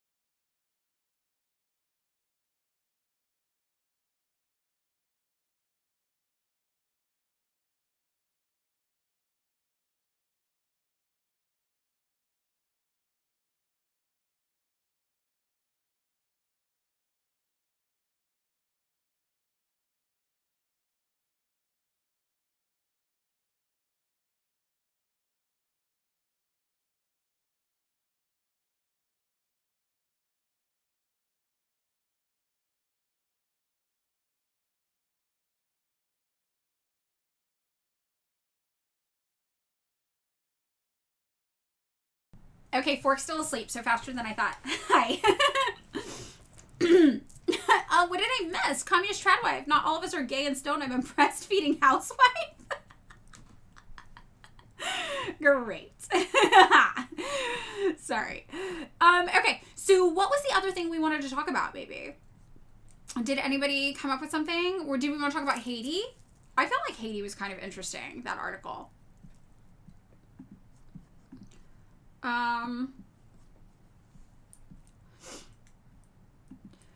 Indiana bride says Chicago labor union harassed her after she listed boycotted hotel on her wedding website. This is so cool. An Indiana bride said a Chicago hotel workers union has harassed her for months while she's been trying to plan her July wedding after she listed a hotel in South Bend as a place her guests could stay. A hotel the union's boycotting. We need more of this energy back. So the article about Haiti that I think is really interesting is this Black Agenda report. And this is relevant to current events. Yes, smash ultra. Yes, yes, yes. So let's take a look at this. On February 3rd, 2026, the U.S. Embassy in Haiti announced on social media that a U.S. warship, the USS Stockdale, had arrived off the coast of Port-au-Prince. The warship joined two U.S. Coast Guard cutters, the USCGS Stone and USCGS Diligence, already patrolling the waters surrounding the island nation, joining what the embassy claimed was an effort to maintain Haiti's security. Yet few people in Haiti believe the U.S. has an interest in maintaining Haiti's security, and most recognize that the arrival of the USS Stockdale was something else, an open threat to the Republic by the Trump regime. Yes. Why the blatant U.S. military threat against Haiti? The U.S. regime no longer needed the services of the 9-member Presidential Council, the puppet government that the U.S. had itself installed in Haiti of April of 2024. The CPT was created after the fall of Ariel Henry, the same individual that the U.S. and the core group had pushed into the prime minister role after the assassination of Haiti's president Jovenel Moïse. The CPT's term was set to expire February 7, 2026, a date fixed by the U.S. The intention was to have a system of democratic transition in place by the time in the form of free and fair elections for a U.S.-vetted Haitian government. This did not happen. And the days before the end of the CPT's mandate, its members rushed to put in place their own democratic transition plan. They attempted to remove the installed prime minister, the representative of the Haitian business elite, and the U.S. chosen lapdog of the moment. The CPT members, as well as many others, feared the consolidation of power under one man, one that they themselves were forced to choose as prime minister. But the thugs of the Trump regime were not having it. They threatened and then sanctioned those who dared to attempt to remove Fils Aimé. And that's the person they just referred to as a representative of the Haitian business elite and the U.S. lapdog of the moment. Oh yeah, we're cooing Haiti all the time. Poor Haiti, man. Poor fucking Haiti. We are cooing Haiti constantly. After we read this article, we'll talk about MINUSTA also, probably. In the end, the U.S. got its way again in Haiti. The U.S. is now running Haiti through another prime minister that installed. Things are different this time, though. This time, the puppet prime minister, Fils Aimé, has a private army at his disposal. Last year, either he or the puppet government signed a 10-year contract with Eric Prince, the genocidal soldier of fortune and Blackwater founder, to bring a force of 150 mercenaries to Haiti. Their plan was to initiate a drone war against supposed gang members. And think about this. This is always what we do. They're in a gang. They're gang members. It's the same old lazy bullshit we've been doing since the 80s. The Blackwater forces are to be joined by a gang suppression force of 5,500 foreign mercenaries, authorized by the UN under a Chapter 7 deployment. This is fucking wild. We're going to look into this. And we really need to talk about MINUSTA and the UN and what the UN has done to Haiti in the past. They're going to talk about it here. Let's also remember, the UN is no friend of Haiti. It has maintained a consistent occupation in Haiti since the 2004 coup, and it continues to support only violent options in Haiti. In fact, the UN Security Council renewed the mandate of this occupation January 29th, 2026. What we have here is a recipe for disaster. We will most likely witness the emergence of another US-backed dictator in Haiti, supported by a foreign military force with a license to kill at will. Importantly, none of what is happening and none of what has happened in Haiti since 2004 is legal. None of it is allowed in Haiti's constitution, and none of it is done with the consent of the Haitian people. I know, these fucking poor people. It's honestly horrible. How did we get here? Because Haiti only gets coverage in the white racist media when consent needs to be manufactured for its violent treatment by the US and its Western minions, France, Canada, and the Organization of the American States, many people think that this is only about gang violence or security in Haiti. It is not. What's going on in Haiti is the entrenchment of the full denial of Haiti's sovereignty. What is going on in Haiti is the continuation of the destruction of the Haitian state that began with the 1991 coup d'etat that removed Haiti's first popularly elected president, Jean-Bertrand Aristide, and culminated in the 2004 removal of the same president during his second term. This, by the way, is the precedent to the gangsterish removal of Nicolas Maduro, the president of the Bolivarian Republic of Venezuela. What is going on in Haiti is full-on colonial control. What Haiti needs right now is a full-fledged revolution. In 2024, soon after the UN had agreed on the non-UN military invasion of Haiti, MSS, and the installation by the US Biden regime of the CPT in Haiti, Black Agenda Report editor and contributor Hemima Pierre wrote an extended essay titled Haiti, An Anatomy of Invasion that provided detailed historical and political context to the occupation. In this essay, Pierre reminded us that I love how I just pronounced Pierre totally wrong, just on a roll. I just invented that. It's awesome. We must recognize that the most powerful gangs in the country are subsidiaries of the U.S. itself. The United Nations Integrated Office and the Core Group, the two colonial entities that have effectively ruled the country since the coup of 2004. In it, it is this gang, the Core Group, their minions, CARICOM, and their installed puppets in Haiti, who are insisting on this violent solution to the crisis in the country, a crisis they themselves helped create. I know, I love Black Agenda Report. They're great. They're so great. As the U.S. continues its control of Haiti with the help of its minions in the region, such as the compromised members of CARICOM, and in Europe and the Americas, as Haitian bodies continue to pile up, we must always be clear-eyed about what is really happening in Haiti, and we must always be ready to stand in solidarity with them. We reprint Hemima Pierre's Haiti, An Anatomy of Invasion below. So this is something that was printed, when did we say this? In 2024. So this is from last year. Too much respect for the French language. As all eyes are on the genocide in Gaza, Haiti is undergoing a full-scale foreign military invasion. Again, this is from last year. 2 years ago now, 2024. As of May 16th, 30 large transport planes have landed at Toussaint-Louverture International Airport, unloading 835 tons of cargo and military equipment and bringing military personnel and contractors. At least 100 more aircraft, some from the U.S. Air Force, others leased by the U.S. State Department, are expected to arrive in the coming days. Sections of Haiti's capital, Port-au-Prince, are now the outpost of an international military contingent. The Pentagon is issuing lucrative contracts to U.S. companies for the provision of materials and services to support the military occupation. The leader of the U.S. Southern Command, SOUTHCOM, in her typical patronizing and racist language, has already announced that soldiers will take over Haiti's ports. On Twitter, journalist/U.S. State Department stenographer Jacqueline Charles posted a video of herself walking freely through the empty Toussaint-Louverture airport with a contingent of U.S. military and State Department officials. It was as if Haiti was already theirs. And perhaps it already is. Poor Haitian people have already begun to suffer the consequences of this new invasion. For example, this buildup of U.S. military equipment and foreign personnel in the country, the slow-motion foreign invasion, comes alongside the destruction of 350 to 400 homes of some of the most impoverished people in the capital city, Port-au-Prince, because they are too close to the airport. Presumably, the U.S. is insisting that destruction of property and further displacement of the Haitian poor is necessary to secure the airport. The goal is to destroy 90 more multi-story buildings. That's absolutely wild. And that would obviously displace more poor people. This is what happened in 2024. This is so wild. So wild. Bye, Danny Way. If the scale of the invasion of Haiti is breathtaking, the sense of the invasion's inevitability is disappointing.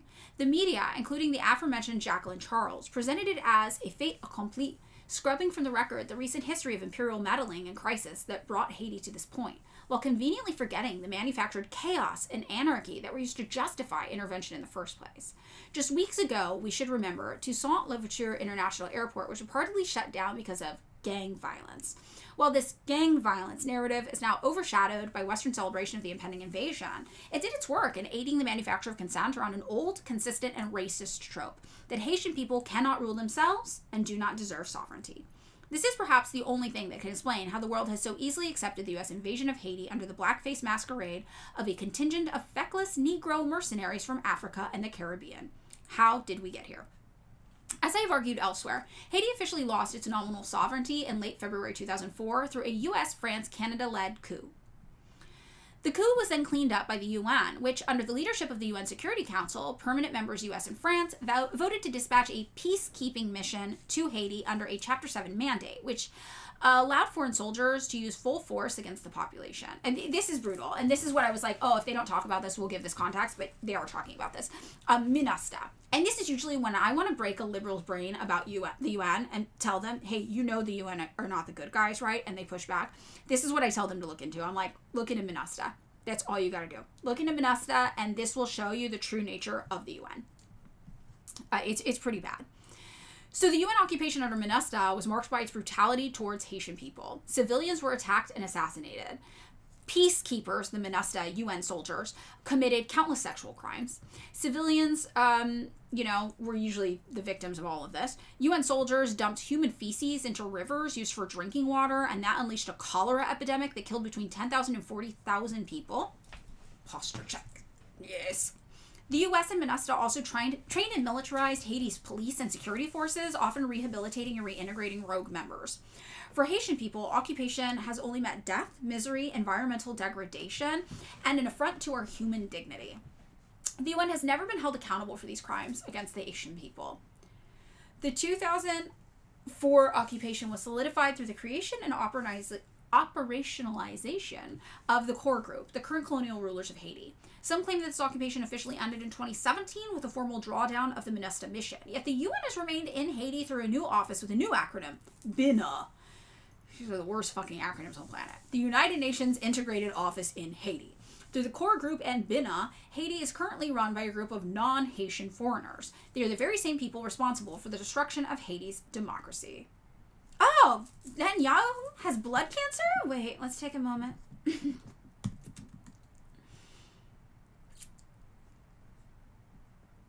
That was from a year ago. This is from Twitter. I don't know. What's the Twitter source? It might be too good to be true. World Affairs. I don't know if I trust this. Is it real? Chat, do you think it's real? I don't know. I don't know if I trust World Affairs 11. Breaking news, geopolitics, war monitoring. 214,000 people follow them. I want to believe it's true. I just don't know. Thoughts on Mexico agreeing on the wall? If Mexico agreed to the wall, that's probably because they want to keep us out. Good on them. Keep us the fuck out of there. You can hire an Etsy witch.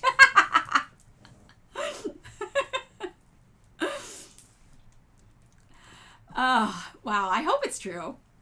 Some justice. Some justice in the world. That's wild. Why would we wish Benjamin Netanyahu on cancer? He did have prostate cancer. Maybe it is metastasize. You know, there has to be some justice in the world. That's all I'm saying. The fact that Henry Kissinger faced no justice in his lifetime, we have to get a win somewhere. That's all I'm saying. So, okay. Basically, what we're looking at here over in Haiti is that they have been completely fucked with since 2004. And MINUSTA, yes, is one of the greatest tragedies of what the UN is up to. And again, if you want to break a liberal's brain about the UN, if they're like, but the UN said this and this and that, just be like, I don't, like, do you really think the UN is trustworthy? Like, I don't really think we should be using the UN as a source. The UN is not trustworthy. They are horrible people who've done horrible things to the global south. Like, you're obviously familiar with what the UN did in Haiti, right? And they're probably not. You can be like, well, look into MINUSTA. I'm not comfortable using the UN for a source on anything. Oh, you were listening to the Henry Kissinger sex symbol episode? It's a good one. Comrade Cancer. Coming through. We're converting cancer. Is the idea of Marxist-Leninism basically that there needs to be a level of authoritarianism to get to liberalism eventually? No. We reject liberalism in all its forms. Liberalism is heavily exploitative. And authoritarianism is a pretty meaningless term. Basically, the term authoritarianism started to get used alongside the creation and success of the USSR. It basically became but at what cost the Americans used against the USSR. Okay, the USSR's economy is doing well. They're starting to build. Things are starting to look better. But at what cost? Oh, the cost? They're authoritarian. Authoritarian doesn't actually mean anything, though. You told your brother the UN is a good country to look at when it comes to socialism, or that China, is a good country to look at when it comes to socialism, and he sent you an article from the UN about the Uyghur people. Yeah, it's exactly, they'll do this kind of stuff, and you gotta be like, oh, bestie, that's not really a good source. The UN is like me saying the humans did a thing, and the UN is combined group of world powers. It's true. I mean, I think, though, that it's worth noting that the UN has disproportionate influence and sway from certain countries, that the UN represents different countries' interests a little bit more. When we look at Korean history, obviously, the UN was there to serve the United States' interests, and certainly not the Korean people's interests, and certainly not Russia's interests, and the USSR. So I think we know this. The UN, didn't they deny the ethnic cleansing Ukrainian nationalists were doing against the Russians in that region? At first they didn't, and then they kind of like dropped both claims. I think they were both like, oh, there could be a case made for either Russians doing ethnic cleansing in Ukraine and Ukrainians doing ethnic cleansing in Russia. And then, to my knowledge, both of them, they were kind of like, no.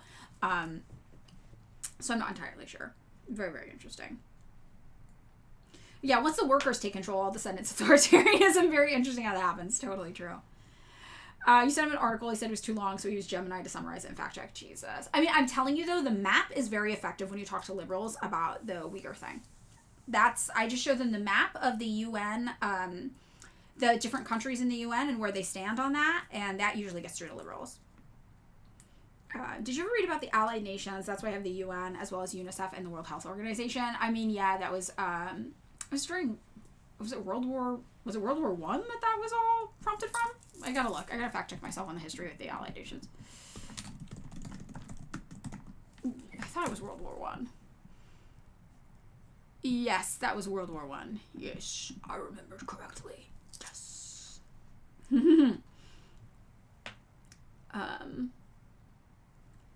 Yeah, that was such a big... Why it was such a big deal when even the UN declared Israel as doing a genocide? Exactly. It's like when the UN is like, fine, we're now forced to admit the white people countries did something wrong.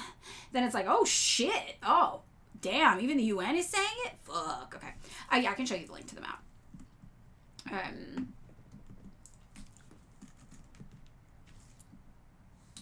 Hold on. It's on my... I have a resource doc to research the Uyghur thing. If you're going to... Okay, here it is. So this is the resource doc. It's in my link tree. And the map is a link here. It's the bottom of background on the Xinjiang region. This is the map. So all of the countries in blue are countries that are attacking China for their policies in Xinjiang. And all the countries in red are the countries that are defending China. So it's... all the white people countries are the ones that are mad at China, basically. And then all the countries with large Muslim populations are like... no, China's fine. We like China. That's it. Oh yeah, this is interesting. Is this an article about it? Yeah. Data abuser Adrian Zenz exposed by former colleague for receiving $625,000 in funds from the U.S. Yep. This is the guy who came up with the story and did the report on the Uyghurs. Very interesting. Okay, so, basically, what's going on in Haiti, though, to jump back over to this, is more of the UN getting involved in some fuck-ass shit in Haiti, and they have a huge history of this. The call for a new intervention is not new. The U.S. has been pushing for a buildup of military presence in Haiti to protect the puppet government of the unelected and unpopular Ariel Henry since 2021. And again, this is not the first time the United States has intervened in Haiti. I've talked about this before, but we literally had Wall Street bankers walk down the street in Haiti, steal $500,000 in gold bars, and bring it back to Wall Street at one time. I'll look up this story. Hold on. I think it was Chase Bank? Bank of America? I think it might have been Chase Bank. Let me see if I can find it. It was JP Morgan Chase. Yes. Okay. And we have this huge history of doing this shit. So here we go. We've got a story about it. Invade Haiti, Wall Street urged, the U.S. obliged. And this is the context for it, okay? We get a little lovely New York Times slideshowy. That's background for this. The long occupation of Haiti began with a drumbeat from the bank that became Citigroup. Decades of diplomatic correspondence and other records show.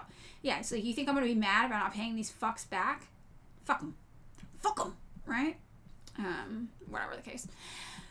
So in the drowsy hours of a December afternoon, 8 American Marines strolled into the headquarters of Haiti's National Bank and walked out with $500,000 in gold packed into wooden boxes. They drove the loot by wagon to the shore, past American soldiers in civilian clothes who kept watch along the road. Once at the water, they loaded the boxes and sped to an awaiting gunboat. The gold was in the vault of a Wall Street bank within days. The operation took place in 1914, a precursor to the full-scale invasion of Haiti. So when you talk about American imperialism, right, this is what it looks like. And it goes back decades. And what usually happens is that we have control over a small country, and then they fight us off, and they take control back. And then they're untouchable for a little bit. And then we're able to come back in and oust the guys who are popular and take control back again. These power struggles going back and forth, this is the story of everywhere. This is the story of Venezuela, certainly. This is the story of Haiti. This is the story everywhere, of Iran, right? This is how it goes. So you have to remember these are usually back and forth. There are periods where we're expelled by the locals and we can't get our footing back again, and the locals are able to have their own government. And then usually it goes back and forth and we seize power once again. So going back to 1914, we've been trying to take over Haiti, basically, is what's going on here. American forces took over the country the following summer and ruled it with brute force for 19 years, one of the longest military occupations in American history. Even after the soldiers left in 1934, Haiti remained under the control of the American financial officers who pulled the country's purse strings for another 13 years. Invading Haiti was necessary, the United States said. The country was so poor and unstable, the explanation went, that if the United States didn't take over, some other power would, in America's backyard nonetheless. We all know what this is. We're all thinking the same thing, right?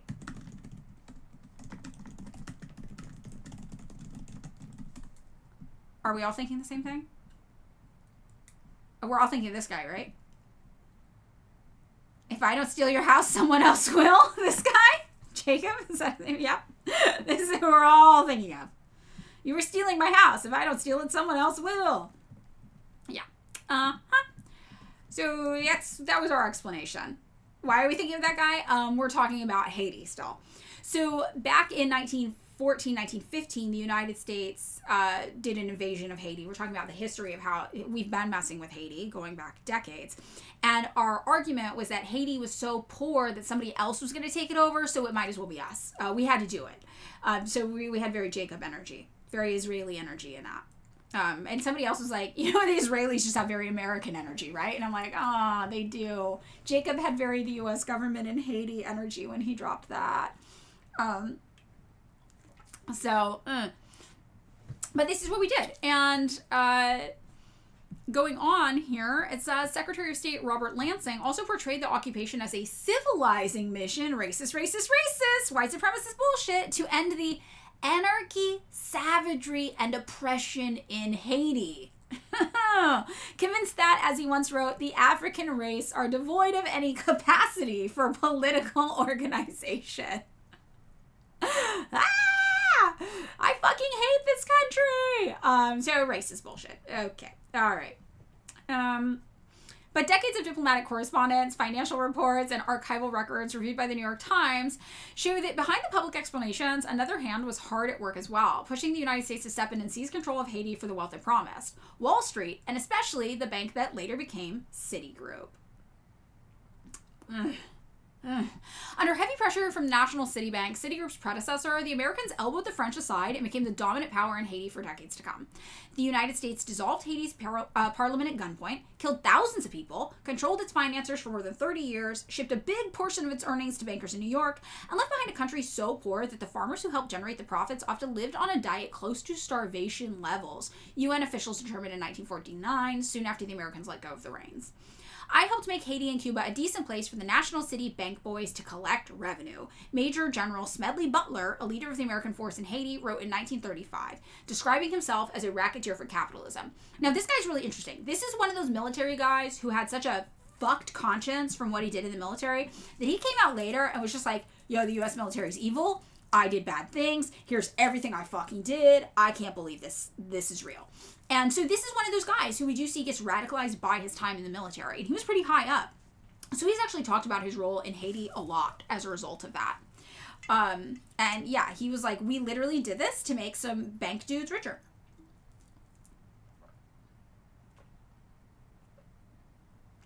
He wrote a pamphlet, War is a Racket, worth a read. Okay, yay. Thank you for the rack. Average former military guy. And this is where we run into the struggle with how we incorporate the armed forces into our revolutions, right?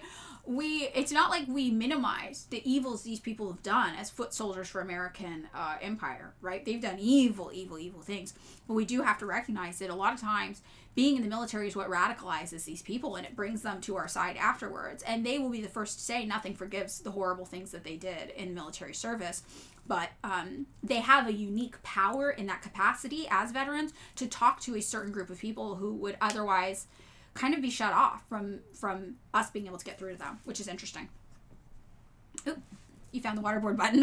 Comrade Taxi found it. Okay, here's the pamphlet. If we have time at the end, we'll take a look at this. I think this is really cool. Use its sparingly spirit. So getting back over here.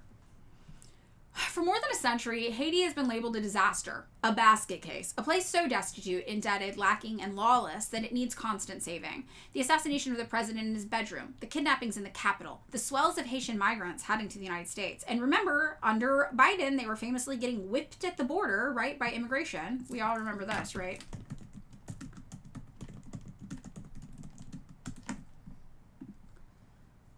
I think that we all remember this, right? U.S. Border Patrol whipping Haitian migrants. That was under the Democrats. Under the Democrats.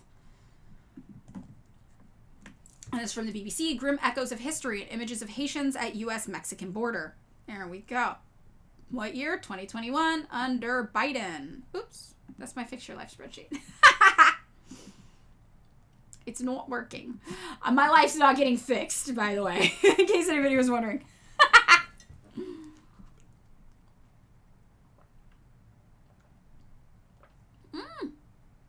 Kamala's Do Not Come was from Haiti. I think that's right.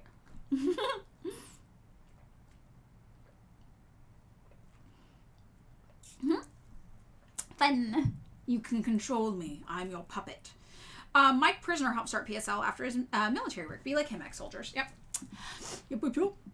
So all of this obviously plays into our understanding of what's going on in Haiti today, right? The assassination of the president, blah, blah, blah. They all point to a country in a seemingly endless vortex of despair that the world's greatest powers, whether with troops or mountains of aid, have not managed to fix. But the documents and financial records reviewed by the Times in Haiti, the United States and France show how much of Haiti's misery has been brought on by the outside world and how often intervention has been portrayed as a helping hand. This is a remarkably progressive article from the Times, I will say. By the time U.S. forces arrived in the summer of 1915, Haiti had already spent more than half a century handing over big slices of its meager earnings to France. Though the Haitians had overthrown their French enslavers, beaten Napoleon's forces, and declared their independence in 1804, French warships sailed back to Haiti decades later, demanding staggering amounts of cash under threat of war. Haiti became the first and only country where the descendants of enslaved people paid the families of their former masters for generations, hampering its ability to build a nation almost since birth. And we all know this. France made Haiti pay them for them liberating themselves from slavery, which is absolutely fucking wild, right? That's so crazy. And Hillary just recently was bragging about Democrats supporting more people. Yeah, tiniest boop. That is correct. And in regards to the Haitian Democrat whipping campaigns.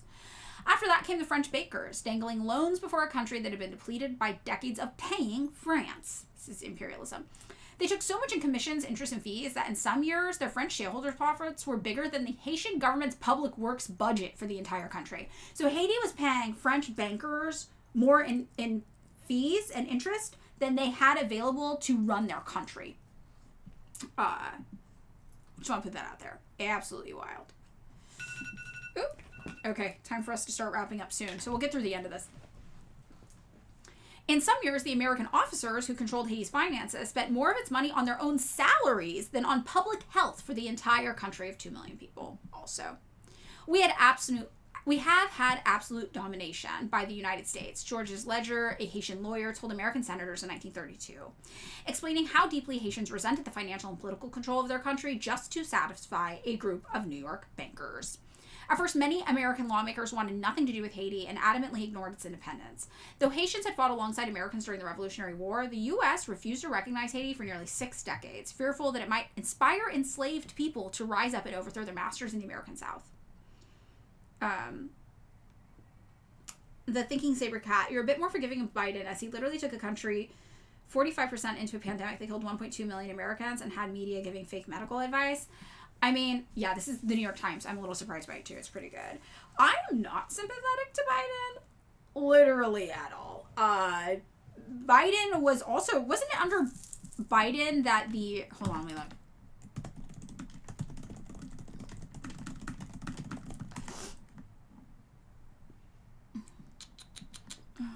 I'm going to look this up really fast. Let me fact check myself here.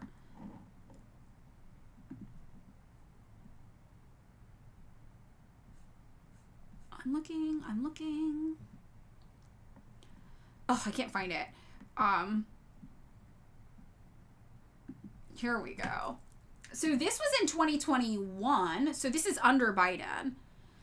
Flight attendants fume as the CDC gives airlines what they want on quarantine change. So the CDC under Biden relaxed quarantine restrictions for COVID to make airline billionaires happier, right? He did not, there is nothing, I don't think there's anything redeemable about Biden. He did not do anything good. You know, he literally was a segregationist. He was a fucking racist segregationist. He's a proud Zionist. He actually talks about how if there was not Israel, the American government would need to create Israel in the Middle East to serve as an outpost, basically, for us to enact our will upon Middle Eastern people, including murdering them. I think he's a monster. I think he's a monster. So I'm not. And COVID, he did not make anything for COVID any better. He did not. He continued to the normalization of COVID that was send workers to die. Send workers to die. So, yeah, no. All right, so we got to wrap up today's stream, but the takeaways here, you know, we've talked about a few things. We talked about Argentina. We talked about Haiti. How do we sum this all up? What does this actually mean for us, right? The first thing we need to remember is that American imperialism goes back decades. We're repeating the same cycles over and over and over again in these other countries who frankly are just sick of us and want to be left the fuck alone. We create poverty and destruction in other countries, and then we go in and criticize them for being impoverished and destroyed. And then we use that as justification to go back in and create more poverty and destruction there again in an endless cycle. And it's absolutely brutal. And again, what happened in Haiti, similar to what's happened a million times in a million places all over the world by the United States government. So I think the general tie-in between Haiti and between Argentina, we look at these two totally different things. Argentina, with their libertarian government trying to utterly destroy the economy for businesses to flourish and function. We look at Haiti and we look at them being completely eviscerated by American bankers and American business. The common thread we see here is a world of people who do not give a fuck about you and want to use you as fodder to make American businessmen richer. Not just American businessmen, right? The Argentine leader is opening things up for international business, but businessmen in general, richer. That's the common through line. That is the common thread. They do not care what happens to people as long as business dudes make money. Oh yeah, Biden once said that BIPOC people would make white schools a jungle. He wouldn't want to send his kids there. Yep, he was a segregationist. Yep. So this is the common thread. And this is what we mean about it actually makes you feel less chaotic and less confused when you become a Marxist, when you view the world this way, because you understand that you don't have a million issues. You don't have Haiti, and you don't have Argentina, and you don't have the United States. You have one issue, and that issue is capitalism. And you start to understand that everything happening in Haiti is inevitable when you understand capitalism. Everything happening in Argentina is inevitable when you understand capitalism. Everything happening here at home with Americans getting more broke and defaulting on credit cards and everybody struggling financially, that's inevitable when you understand capitalism. And it actually helps you not be overwhelmed, right? Because you remember, you have one problem. You have one enemy. That enemy is capitalism. So then your challenge becomes, how do I let other people know? How do I get other people to understand that, right? How do we do that? So we're working on it. We're fucking working on it. I do think people are more willing to listen during an election. I do think that. And I've seen that out here in California with the Ramsey campaign. People who would not call themselves Marxist-Leninists, right? Are looking at Ramsey's campaign going, that sounds fucking good. And I'm like, yeah, I bet it does, huh? That's Marxist-Leninism. That's hardcore communism. That's what we want to do for you. If the communists were in charge of everything. We're trying our best. So I've come around on electoralism, and I'm a true believer in the power of harnessing that for our anti-electoral aims. When do we become violent? I'm bored. You can't force a revolution, Rob669. You can't plan a revolution. We know that, right? You gotta wait for the masses to hit their breaking point. In the meantime, what do? We agitate, we educate, and that's what we can do, right? We agitate and educate in all available areas. So exclusively in the philosophy of Lenin, though. Yes, Malrich. As Malrich has pointed out with electoralism, we know you cannot vote your way out of capitalism. We know voting will not be enough. We do not advocate reformism or incrementalism. But we do advocate, as Lenin did, taking the podium of electoralism, right? And using it to change the narrative and get through to people and meet them where they are. And I think with Americans, it makes sense because they're so used to these like shit ass fucking agendas by the Democrats. I mean, it's really wild how much the Democrats have managed to get away with in the United States, convincing Americans that nothing is something they should be grateful for. I mean, just like when you think about healthcare and paid time off work alone, you're like, how did they manage to convince Americans it's too radical to ask for free healthcare? Every other fucking capitalist country on the planet has free healthcare. Like, what are you talking about? How did you do this? It's honestly impressive. But yeah, within the context of that, showing somebody running on a platform that's like, no, we can have all these things, but you can't have them under capitalism. So I think that's really effective. Yeah, Americans right now, Malrich, only understand politics in the context of elections, and they don't understand politics outside of that. So that's why I'm like, shit, they really do listen when you talk about politics through an electoral thing. So I'm all in. I'm a vote socialist believer. I'm all in. I fucking, I volunteer my time with it. I get it. Lenin was right. Lenin's always right. It's good though. It's good to have a plan. Okay, so is there anybody we should raid before we end today? Anybody? We do have a Discord. I don't know the link. I've never been on it. Rob Rousseau? We can do Rob Rousseau today. Raid. Okay. Whoop. Oh, Lennon spoke English with an Irish accent, specifically Dublin. Why is this blowing my mind right now? I need to figure out how to do a Lennon impression with an Irish accent then. This is great. Okay, I think I did this right. I think I did it. Oh yeah, VOD for Discord link. Alright, we're ready. We're going. Okay, bye guys.